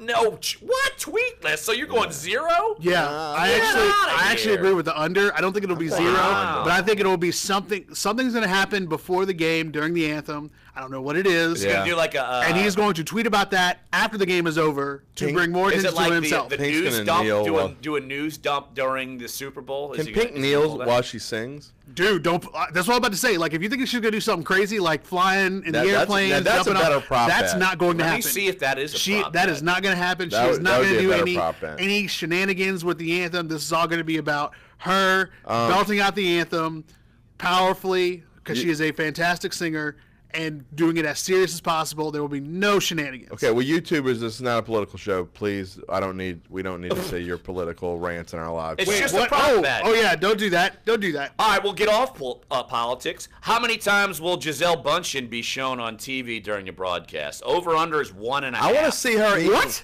I want to see her eating nachos with cheese all over her face. That would be cool. I want to see her cursing about a player that drops a pass. That'll come on Monday. That'll come on Monday or Tuesday after someone gets video. That I would say. All right. How many times will wardrobe malfunction be mentioned during the broadcast? Over under is 1.5, and it's from kickoff until the final whistle. Halftime does not count. If that's a real bet, that I'm taking the under. I would go give under me my in the money. game. They're not going to talk about it. You don't think Joe Buck? No. Look, it's not Joe Buck anyway. I'm going to say it's Al. Al Michaels is going to talk about wardrobe. Never mind. Neither Chris Collinsworth. Shut it down. Give me the under and go get your money. Get your money.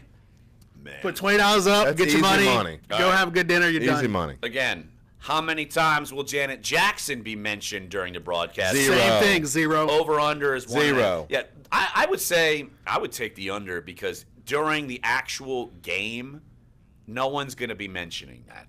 No. And no one's going to. I mean, who's going to mention it at any point? They're not going to mention it during, because I mean, unless Justin Timberlake has an interview pregame. Al Michaels doesn't have a. Al Michaels doesn't have a single idea. Will Nipplegate be said during the broadcast? You really meant put. Will Nipplegate be said during the broadcast? What are the odds? Odds, yes, 5-1. No, 1-9. I'm going to go. Move on. I can't believe that's real. I can't believe you just said someone Nipplegate. put, I think someone on Twitter yesterday put that it's only fair that someone bring Janet Jackson back and then Justin Timberlake have some kind of like semi-crotchless pant and that she grabs and then shows something of his. It's only fair. Are we gonna have time to actually talk about the game and not Nipplegate? I'm just asking. We've gone all week without talking about the game whatsoever. That's the point. And that's kind of the thing now. It's like, why start now? But it's like... Well, the next couple of segments, we will be talking about the game, at least a little bit. We did with Jabari Greer, talked to him about Patrick Robinson, Malcolm Jenkins, a little bit of that. Okay, all right. We got one more bet, and then we got to take a break because we're going to go talk to... under. I'll take the under. It's not an over-under bet. We're going to do the MVP. So, all right. Odds of the MVP. We know that Tom Brady's the favorite. He's 4-5. Malcolm Jenkins is my pick. All right, Malcolm Jenkins. Actually, I made my pick on NOLA.com on our video. I made my pick as Alshon Jeffrey, and he is 20 to 1. That's not a bad one. That's a good speaking one. of, look for the Dunc and Holder page this afternoon for Jeff and Larry's predictions on the Super Bowl and MVP. That'll be coming out on video today, and then we'll share it to the Saints page as well. I will say this. I got Alshon Jeffrey, and I'm picking the Eagles straight up. 24-21. I just totally... Why did I even say that? It's okay. They'll still watch. Not everybody watches. Okay, it's good. fun. Okay. I think the defense is going to shine. This is a great year to pick a defensive player, especially on the Eagles. If you think the Eagles have any chance to win, or think they're going to, I think they got a better chance than people are giving them credit for. Great odds on here to take an Eagles defensive player, which is why I'm out like Malcolm Butler at 100 to 1. You can plop $10 on there or $50 or Malcolm whatever Jenkins you can is afford. 200 to 1. Malcolm Jenkins 200 to 1. Patrick Robinson is 200 to 1. Jalen Mills is 200 to 1. Ricky Jean-Francois is 200 to 1. You could take any of those DBs. In fact, you could put $10 on pick 4 of them at 200 to 1. Because if you make a couple of interceptions, you get to do it. Well, right. What was the random? Especially a pick 6. What was the random MVP for? Oh my gosh, I'm trying to remember. I guess Seattle. There was a random MVP. It was like Malcolm Smith or something. Seattle. Yeah, it was. It was. Yeah, it was. That's who it was. And then there's another one. Who was MVP like for the? Remember Tampa when they won the Super Bowl? Who was it? Like someone you never heard of? It was Malcolm Smith in 2014. Yes, linebacker for the Seahawks. And then you have. It's 20 after. Then you have Steve Branch. Dexter Jackson. Dexter. That's what I was thinking of. Well, all right. And it was Malcolm Smith. Von Miller won 2 years ago. Well, Von Miller's a stud. So, all right, let's take a break right here on the show, and we will talk Super Bowl 52. Jeff Mosher of 97.5 FM, The Fanatic, will jump on the show. So come on back. Sports 1280, NOLA.com, the iHeartRadio app. We're Dunc and Holder. I'm coming up. Why are you two singing?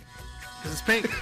Coming out. Your shot at $1,000. It just came out.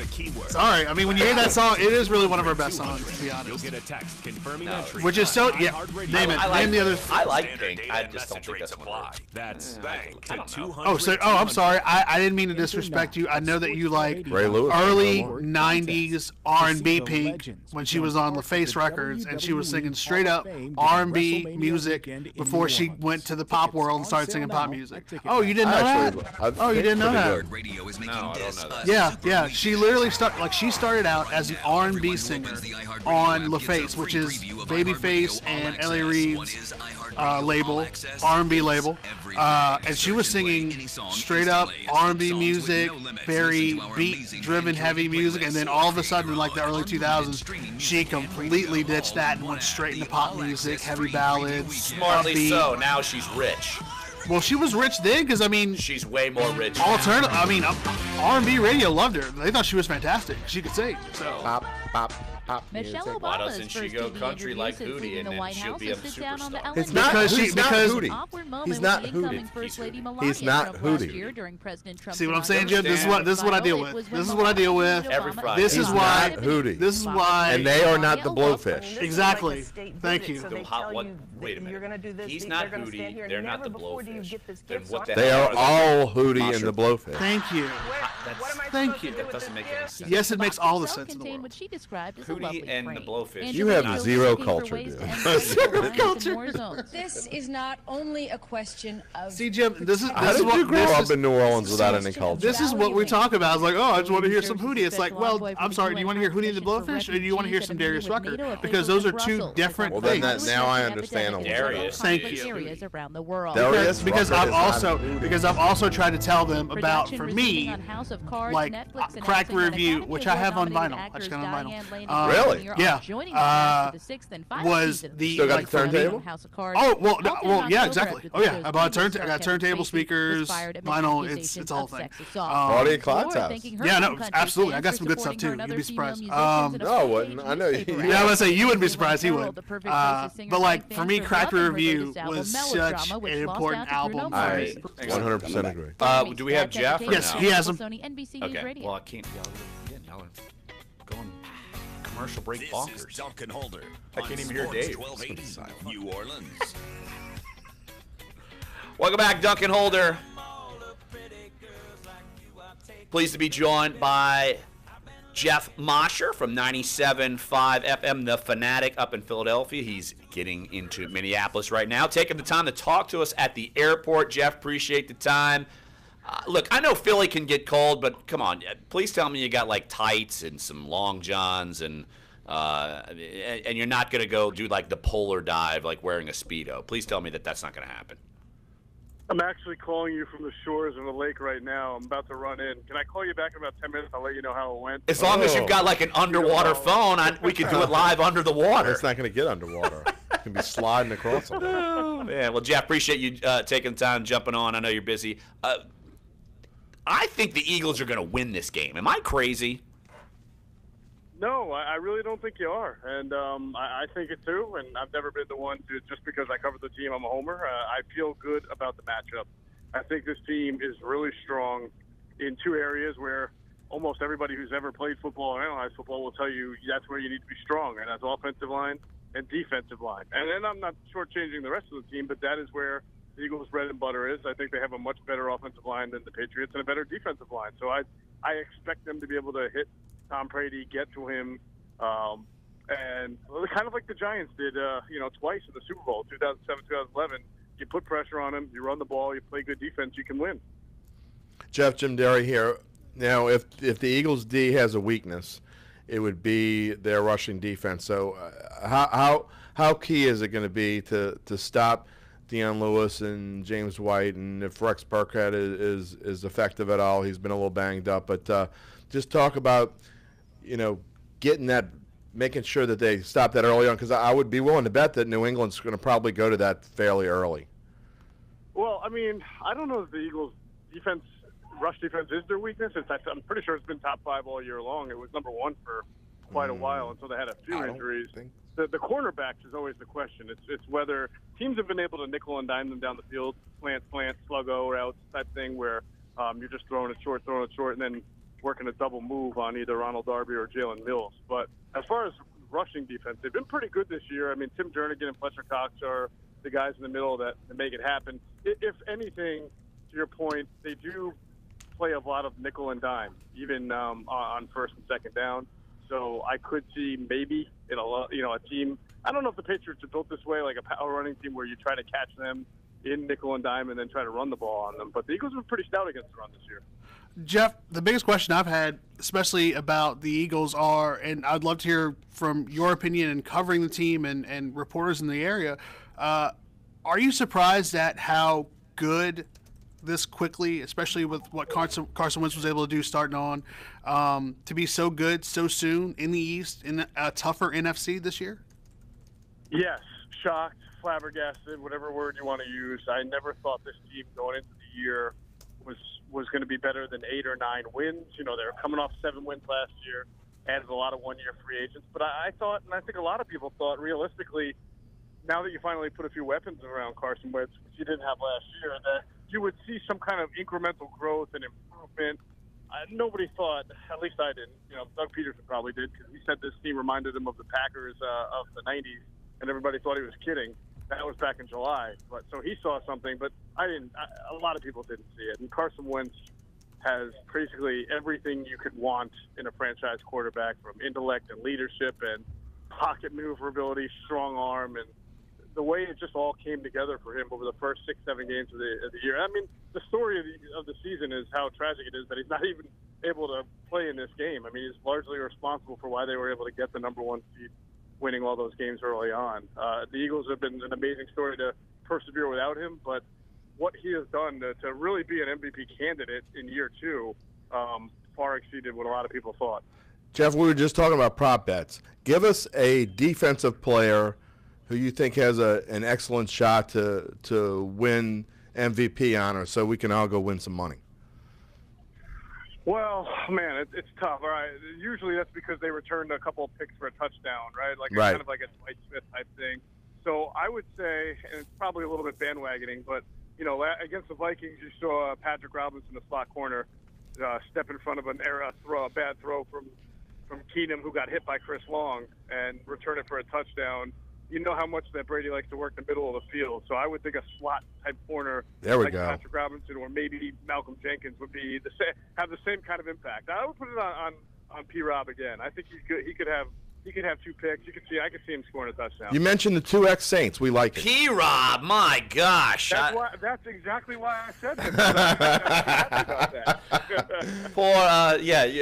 I don't. If the P-Rob of 2012 shows up, Tom Brady might have 7 touchdowns. But come on. But it seems like he's been able to get through that. Look, and a lot of the talk, Jeff, has been about Nick Foles, and to me, I don't think he's caved under the pressure. I know at the end of the regular season was a little shaky, but man, I'm impressed with the way he was able to respond once we got these playoffs going. How have you seen his just progression in being thrown into this job? Yeah, you know, I mean, obviously it was a bumpy beginning there when he took over. He had a nice game against the Giants, and then, you know, everything kind of fell apart a little bit for the offense over the last 2 weeks of the season against Oakland, against Dallas. The weather was extraordinarily cold. He did not have a good rhythm. He missed all of training camp with an elbow injury, so he didn't really have a whole lot of time with the first-team offense. Clearly, and, you know, I think you have to enter Doug Peterson into the conversation here, because as good as Nick Foles has looked, a lot of that has been the scheme and the attack strategy that Doug Peterson has used, which have been 2 different game plans. Against Atlanta, they ran heavily in the first half and then set up their run-pass options that Nick Foles really likes in the second half. And then against Minnesota, he just basically surprised the world by having Nick come out and be a gunslinger. So the bottom line with Nick, and he'll never be great, but he's played 3 playoff games. He's won 2 of them. The one he lost, you guys remember, he walked off the field with the lead that night, and the special teams and defense gave it up there to New Orleans. So he's never thrown an interception in 96 postseason passes. He hasn't turned the ball over. If he can play turnover-free football and just high completion percentage and move the ball, I don't think he has to be a hero to beat the Patriots. I don't know if he has to make those Eli Manning type throws that, you know, the Giants got to beat him. I just think he's got to be. This team is better. It's more well-rounded, in my opinion, than those Giants teams. So I just think he has to not turn the ball over for them to win. Jeff Mosher, 97.5, the Fanatic up in Philadelphia. He's in Minneapolis for Super Bowl 52. Hey, Jeff, appreciate you taking a couple minutes. Stay Take warm. care, buddy. Anytime, guys. Take care. You got it. All right, let's take a break right here on the show, and when we get back, Dunc will join the show. You want me to get out of his seat for a moment just so we can feel like he's here? No, you guys do enough crotchety old man rants, so you're one and the same. I drank the coffee anyway. There you go. So we'll talk with Jeff Duncan. We'll talk with him about the Hall of Fame. Of course, he's up there to make the all-important vote, which will happen tomorrow. Ray Lewis, and who else? Curious to see his perspective of what he's been hearing for the Hall of Fame. And then 11:45, we will catch up with Josh Katzenstein, get kind of the last-minute tidbits. I know he just caught up with Drew Brees, so we will chat with him about that. So come on back. Sports 1280, NOLA.com, the iHeartRadio app. Dunc at Holder.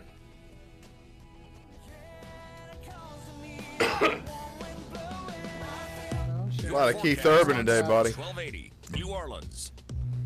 That was actually Little Big Town. Brought to you by No, at the end, he Oh, yeah. 2 songs, wasn't it? Yeah. or lose it. From the Fox 8 I thought Weather he Center, played I'm 2 songs. meteorologist Bruce Katz. Through the That was, afternoon, that was Little Big Town. Those we're gonna see Boondocks, mostly one of my cloudy favorites. skies, breezy, much colder. I thought he played high song only in after the lower Boondocks. 50s. See, what do I know? We're going to see some sunshine I'm the before one the day without is done. culture. Now, tonight for parades will be dry but cold. Upper 30s north, mid 40s south.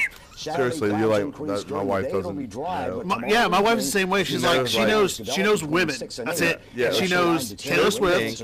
She knows Adele. Adele. She definitely knows Adele. Yeah. And she knows Lady Gaga. Yep. So it looks like Gaga. most parades on Sunday. That's it. Anybody else? She got another phone. Maybe Katy Perry. Oh yeah, Katy Perry. Can't forget about her. You know who I do know? Authority Because forecast. I've watched 70% of the way car too much break-ins on last year this in the for Greater the New last Orleans week and a region were half. I cars know that were David left unlocked, Koresh. and 665 guns were David stolen from these Koresh? vehicles, which end up Is being that the used guy to that commit like crimes. held So crime stoppers people urge you to in the remove that compound? It's been like Waco madness. Like Yeah, dude. Specials all over the place. Dude, well, I mean, to think that Paramount Network. David Koresh. Yeah. Oh yeah. Which I've listened on NPR. They said is actually one of his best acting performances of playing Koresh. Well, here's the thing And on at that Vistaprint, show, your it's, satisfaction is absolutely guaranteed. you have It's to. never if been you easier weren't to turn on an 500 HBO strangers into series, you were connections. not in that show Just visit because there are 3 Vistaprint.com people and use from promo code Boardwalk 5850 Empire. Really? at checkout. Yeah. That's Vistaprint.com. Promo code We don't have 5858. HBO anymore. Of course, Heading into Super Bowl David weekend, the Patriots Koresh Rob was in Gronkowski's True out of the Detective. NFL's We got Jeffrey. All There right. was never any doubt that he would be on the But yeah, field so to meet it's the been Eagles like Sunday in David Minneapolis. Koresh I knew I was going to be madness. playing the whole Waco. time. Just obviously. Well, the thing that you're gonna end Spike, launch the Paramount Network, and then say we're gonna do a series on Waco and the Branch Davidians. I think CNN's about to do something special on him too, because I saw. It's got to be the anniversary, like a 25 year. Yeah, I saw something on there I too. didn't realize it took 50 days and then they burned the house down. It's crazy. And then there's like a documentary of it on A&E, and they talk to like people who, and they still believe like he was God. Like he was God. I'm still trying to catch up on my sitcoms And from some of the last guys, year. some of the people were like, I should have died in the fire. Oh, Baseball says all 30 naturally. parks will have extended protective netting That's starting this insane. That is insanity. Frank Hardy, NBC Wow. Sports Radio. Dun, dun, dun.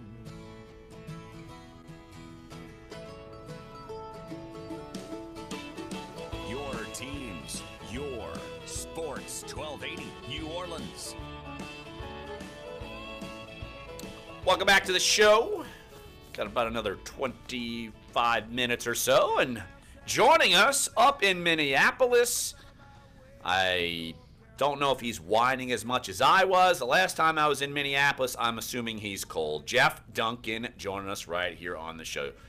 You surviving? You taking the polar plunge or what? Dude, it is freaking freezing up here. I almost spit out my drink. When Jeff starts What is out that with a with dude, you know it's I bad almost news. spit out my drink. He literally almost spit it out on his monitor. Oh my gosh. Hey, seriously though, guys, I just got done talking to Thomas Morstead, and he's doing a polar plunge tomorrow, and he's trying to talk me into doing it with him. And I dare you. I double dog dare you. I mean, you hung out with all of his relatives. You've kicked rugby balls. You should do this. Absolutely. I think you should do this. That'd be great for our website, Mr. Dunc. Yeah, right. That would get lots of page views. I asked him over and over, what would possibly coerce him to want to do it? I mean, what's the appeal of diving in a freezing cold lake? I have no idea but he's going to do it. He's got family that's from up here, so he said he's done it before. He's a better man than I am. By the way, it was 74 degrees there yesterday. Thanks, I appreciate that, JD. It's not as warm. It's not as warm No, it's today. colder. But no, Jeff. Look, you say you talked with Thomas Morstead. Obviously, he's up there for the big donation for all the money raised. Just what was his reaction to kind of the support since he's been up there? Yeah, he's pretty blown away by everything, and the irony. I don't know if that's the right word, but he walked off this field 3 weeks ago, having no idea he'd be back up here in 3 weeks for the Super Bowl and to present a check for $221,000 to the Children's Hospital of Minnesota. So it's just a really cool story, and a lot of people involved in that. And he said it's kind of inspired him to try and grow his foundation even more. He's been committed to it for years, but he said this has been so inspiring that he really wants to see the money go back into New Orleans too. So they've started a campaign down in New Orleans. They've raised over $125,000 for the Children's Hospital down there, and they want to top what they were able to raise up here from Minnesota. So yeah, it's been a bittersweet end to the season for him. He's healing his ribs. He said he's no longer in pain, and he's going to have shoulder surgery here in a couple weeks. So for a punter, he's been through a pretty rough season. Dunc, what is it with you and kickers? I mean, you and Morstead hanging out. I mean, you and Morty were, are tight. What is it with you and kickers? Well, I think I appreciate the specialist, which gets overlooked. We were just talking to some of the Hall of Fame committee guys earlier about how there's going to be a drought on specialists at the Hall of Fame probably until Adam Vinatieri gets in. So, look, I appreciate what they do. And he was telling me how Morstead was saying just how much bigger he is than most other punters and specialists, that he's bigger than most of the guys on the special teams unit. He's one of the biggest guys because he's about a 6'4", 225-pound guy. So I appreciate his athleticism beyond just being a great punter. He can tackle. Funny line here. I do have to tell you all this because it was really funny. I don't know if you'd appreciate me telling you this or not, but I think we'd get a kick out of it. Josh Katzenstein, our colleague, just got done chasing Drew Brees around here on Radio Row, trying to get to him just to get a few nuggets. And he said that Drew Brees called him Larry. See, you said it. He told me not to say that on the air, so I'm glad you did. So that was Thanks, Jeff. Thank you. That's awesome. The funniest thing I've ever heard. That's awesome. He must be a damn good-looking guy, that Josh Katzenstein. And bald. Hey, well, he's not so bald. But hey, Jeff, look, on the fly yesterday, we had the big news about Jim Henderson retiring. I know you were very good friends with Hondo. Just your thoughts on his career and just how much, to me, and I know Clyde and Jim would say the same thing, he's an icon here.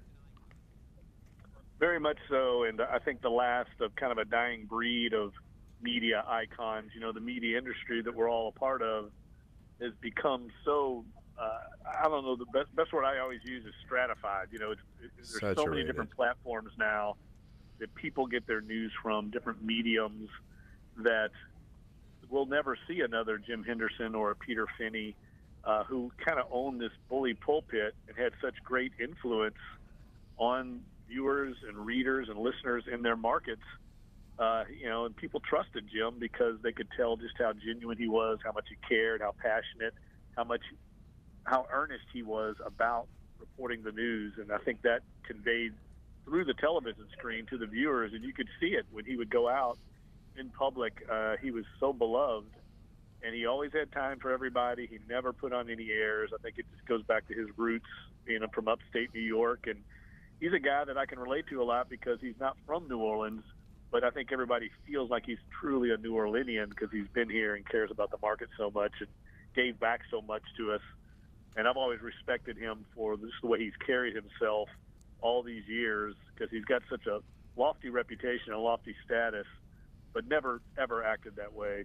And I feel a little sappy here talking about him because he's such a bad fisherman that, I don't know, I feel weird having to say all these nice things about it, to be honest with you. Dunc, kind of the amazing thing is, and I remember back in 1978, that's how old I am, I can remember that, but 1978, Hap Glaude was such a legend on Channel 4, and here comes this guy that no one ever heard of, and he's not from here. And I remember my dad talking about it, and how upset I was when Hap was leaving, and he stayed on radio for a while. But he came in and took over, and he never tried to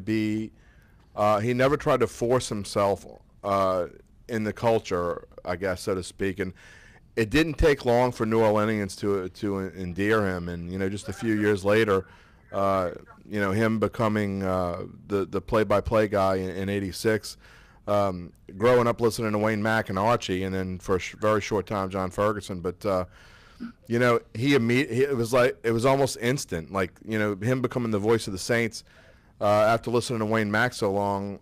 It was a smooth transition once he ended up taking over for John Ferguson, and he will always be endeared by Saints. But you talk about because he's not from here, it was a strange situation, and you're right. I don't think that there won't be another one like him.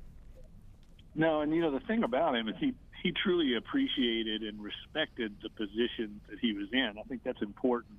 He understood what it meant to be the sports director at WWL, what it meant to work there, and also what it meant to be the voice of the New Orleans Saints. And if anybody was around him during the week and saw the amount of work and the preparation he put in, not only to his nightly broadcast on WWL, but also into the game broadcast of a Saints game. I mean, the hours and hours of research and putting together a broadcast script for the game.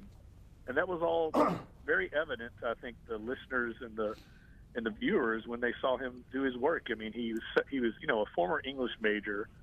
He mastered the English language, and his commentaries that became almost like sermons, I think, to New Orleans sports fans on Mondays were just beautiful to listen to, because as someone that writes and uses words for a living, I really appreciated his ability to communicate a point in a very concise way, which, of course, you have to do in television.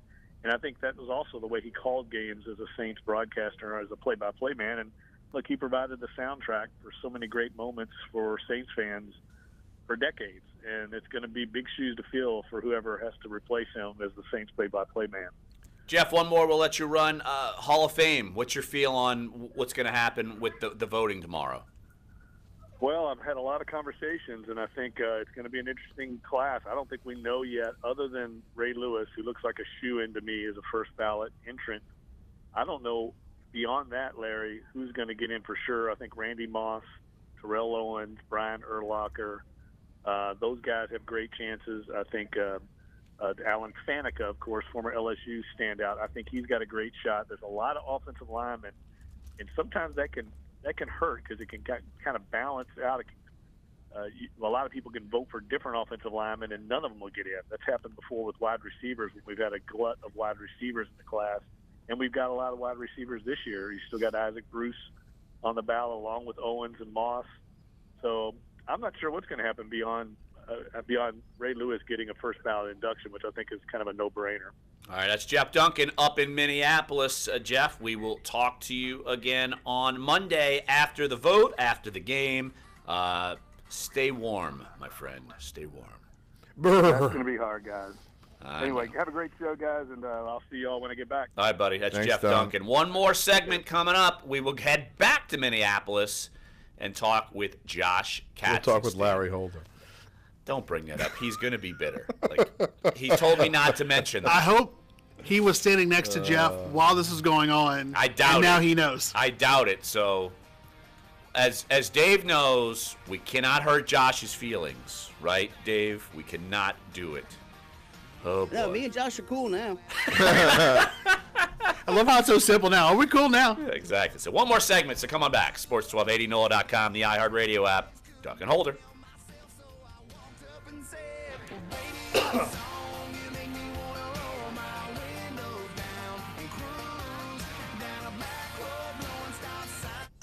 Josh Innes is moving to mornings. I am. We've ordered some extra strong coffee and took away his Bailey's Irish cream. Moving to mornings and getting his whole station to offer New Orleans. Probably Statistics show that 80% of Americans will give up on their New Year's resolutions by February. But there's one thing Americans never give up: AM/FM radio. In fact, TV reaches 86% of Americans. Radio commercials just like this one will reach 93% of Americans in every single week of 2018. So if you want to reach more moms, fans, teens, professionals, shoppers, and well, more of pretty much everyone, radio's the way to do it. Make a resolution to go to iHeartMedia.com and put radio to work for your company in 2018. I met someone.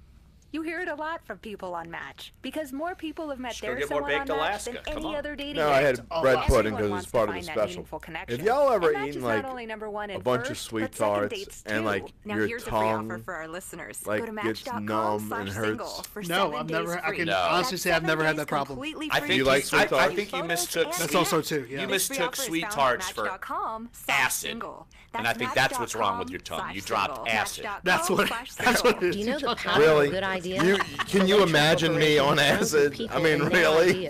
No. Can you imagine the And I would love to see that. I mean, Hey, look. Right, 1 minute, on we got acid. Josh. All right, Seafood cool. industry. Find a guy. It's not a good idea. He's not going to know. He's not going to see the flakes in his can. So just drop a couple flakes in there, have him drink it, just like on It's Always Sunny. And then he goes nuts. And next thing you know, he's in a Green Man costume. Or what's a pill? X? It's a pill like, yeah. Or like what the kids are doing now, like these Zany bars, things like that. This Mardi Gras season. No, you just ate a bunch of Tide Pods. No, it was. They had. Look, I love sweet tarts, so I went and bought the bought my. Yeah, I ate the Tide Pods. It's so topical. All right, I'm telling you, y'all making me want to drink. I'm gonna pour something in my Kickstart on Monday. See, Tide Pods. You got 2 more days of me, you know. We could still talk about Billy Nungesser. Ooh. This Mardi Gras season. Poverty, and Oh, boy. disaster. My wife. Okay, By the way, Around my wife the said, world, you really need to stop when talking about the their parents lieutenant can't be governor. there. SOS Children's Villages is there in 130 We're gonna have some like including the US. agents show up at our Make a difference in a house. child's We're gonna life. get Go to audited. SOSUSA.org. That's what it is. This is Duncan Holder on Sports 1280, New Orleans. One more segment here on Duncan Holder. Let's head back up to Minneapolis and the new boy band on the block. Drew Brees, Louis Anderson, and Josh Katzenstein. Dude, what's the name of y'all's group? Y'all got to come up with something snappy. The Hystericals? I don't know. I've been writing so much I don't have any great ideas left in me. I was about to say, yeah, you have been. Freeman was there too, so he could be the special guest. The choker, maybe so. Hey, whoa. Whoa, there you go. But hey, I asked him about that. He said he likes Sean's passion. Oh, okay, very nice. Until he plays him again, and he's going to conveniently like clip his leg when he flies out of bounds. No, Josh, you've been doing awesome work up in Minneapolis. I mean, if you haven't checked it out, you're not paying attention. You go to NOLA.com, Times Picayune. Josh has been everywhere, all over Minneapolis. And, yeah, you were able to catch up with Drew Brees a few minutes ago. What did he have to say? So I just asked him, what it's like being back here, after being so close. And, he said it just, provides extra motivation, and the Saints have to find a way to use that to sort of catapult themselves next season, and try to, finish off their goal of getting to the Super Bowl, winning the Super Bowl. They came so close, but, he feels pretty optimistic that they should be in a similar position again next year. I also talked to him about the new fame of his children. I'm sure you've all seen the videos. Oh, yes. Of his I saw it sons, firsthand. Fighting, but yeah, I know, it's everywhere. He said, it's a little teaching moment. It's funny at first, but then, you got to put on the dad hat and, show them that, maybe you shouldn't be fighting when there's all these cameras around.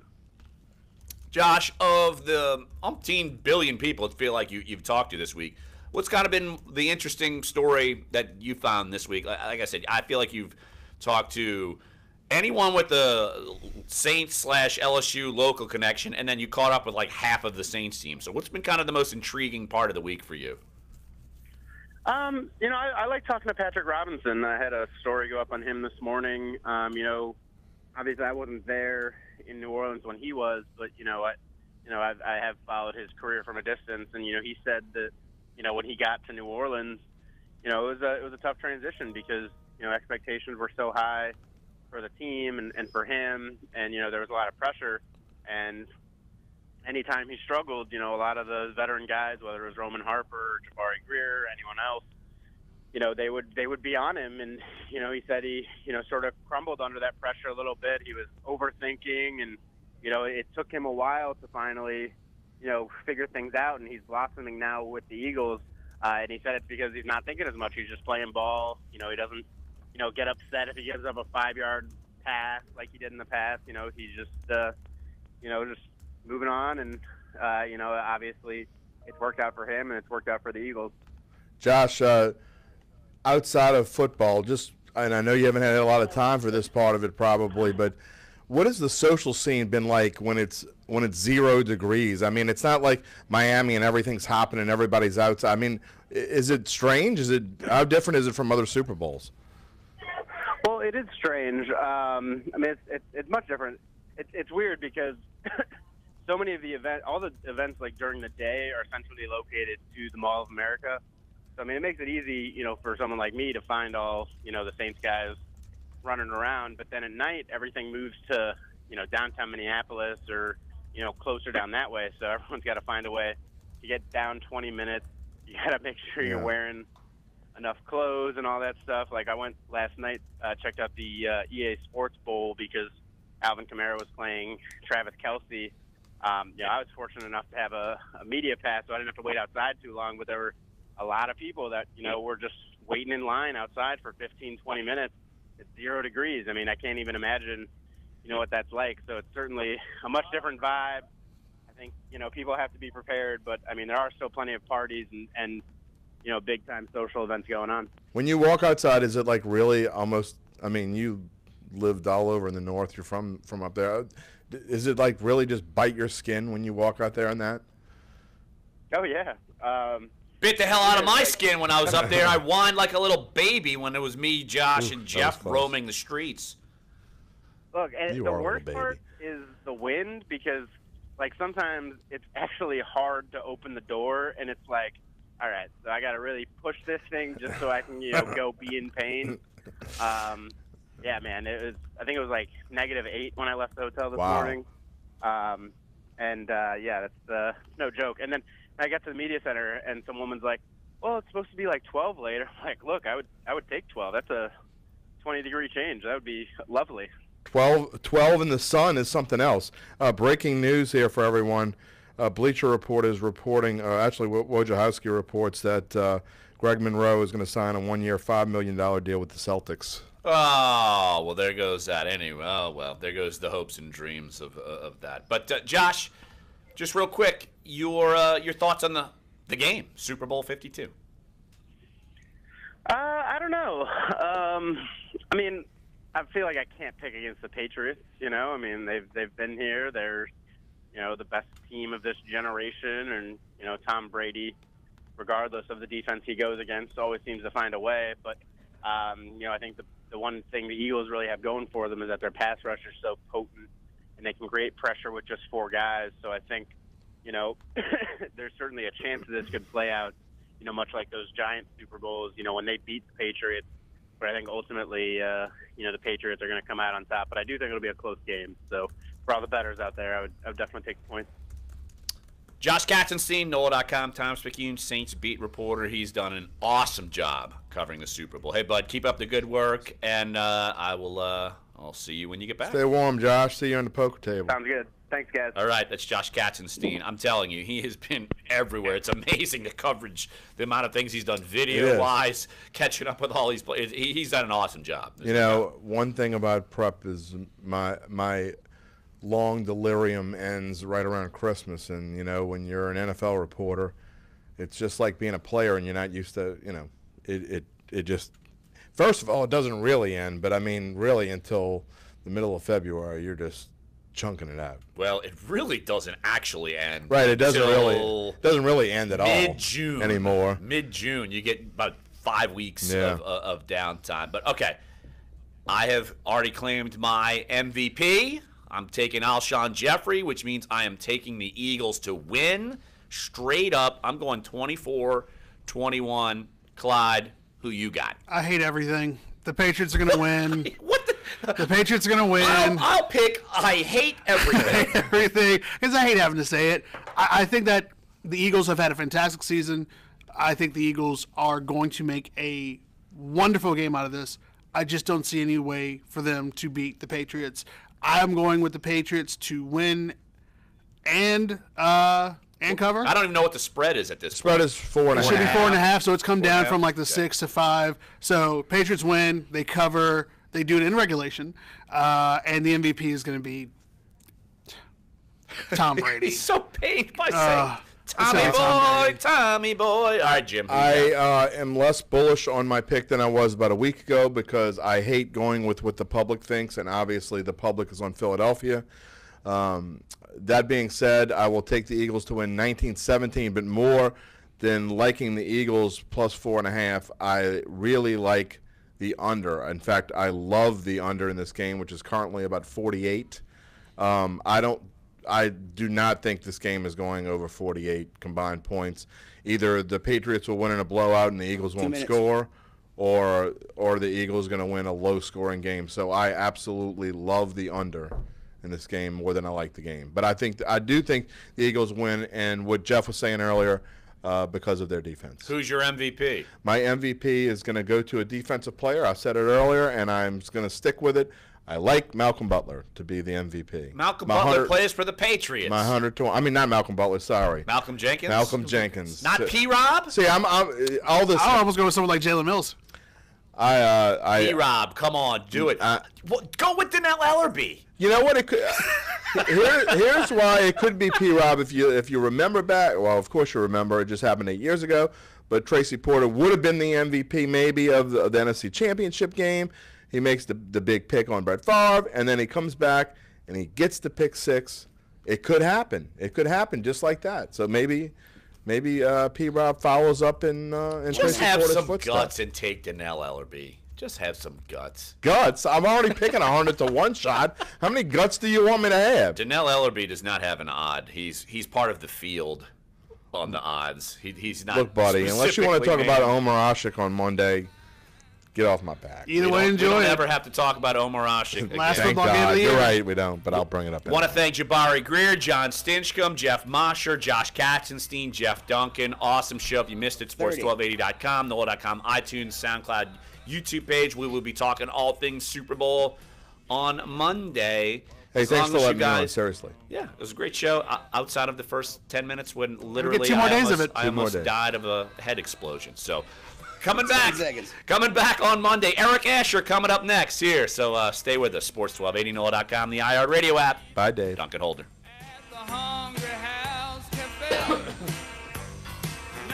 Thanks, Dave, for putting up with the All right, guys. hooligans over here. Hey, Dave, whenever you get the podcast for today, can you also Yeah. send me yesterday's too? Yeah, I know. Yeah, I had issues yesterday. No with- worries. No, I figured that's no problem, man. Yeah, I was able to pull the Saints guy. So once I was able to get that out of the system.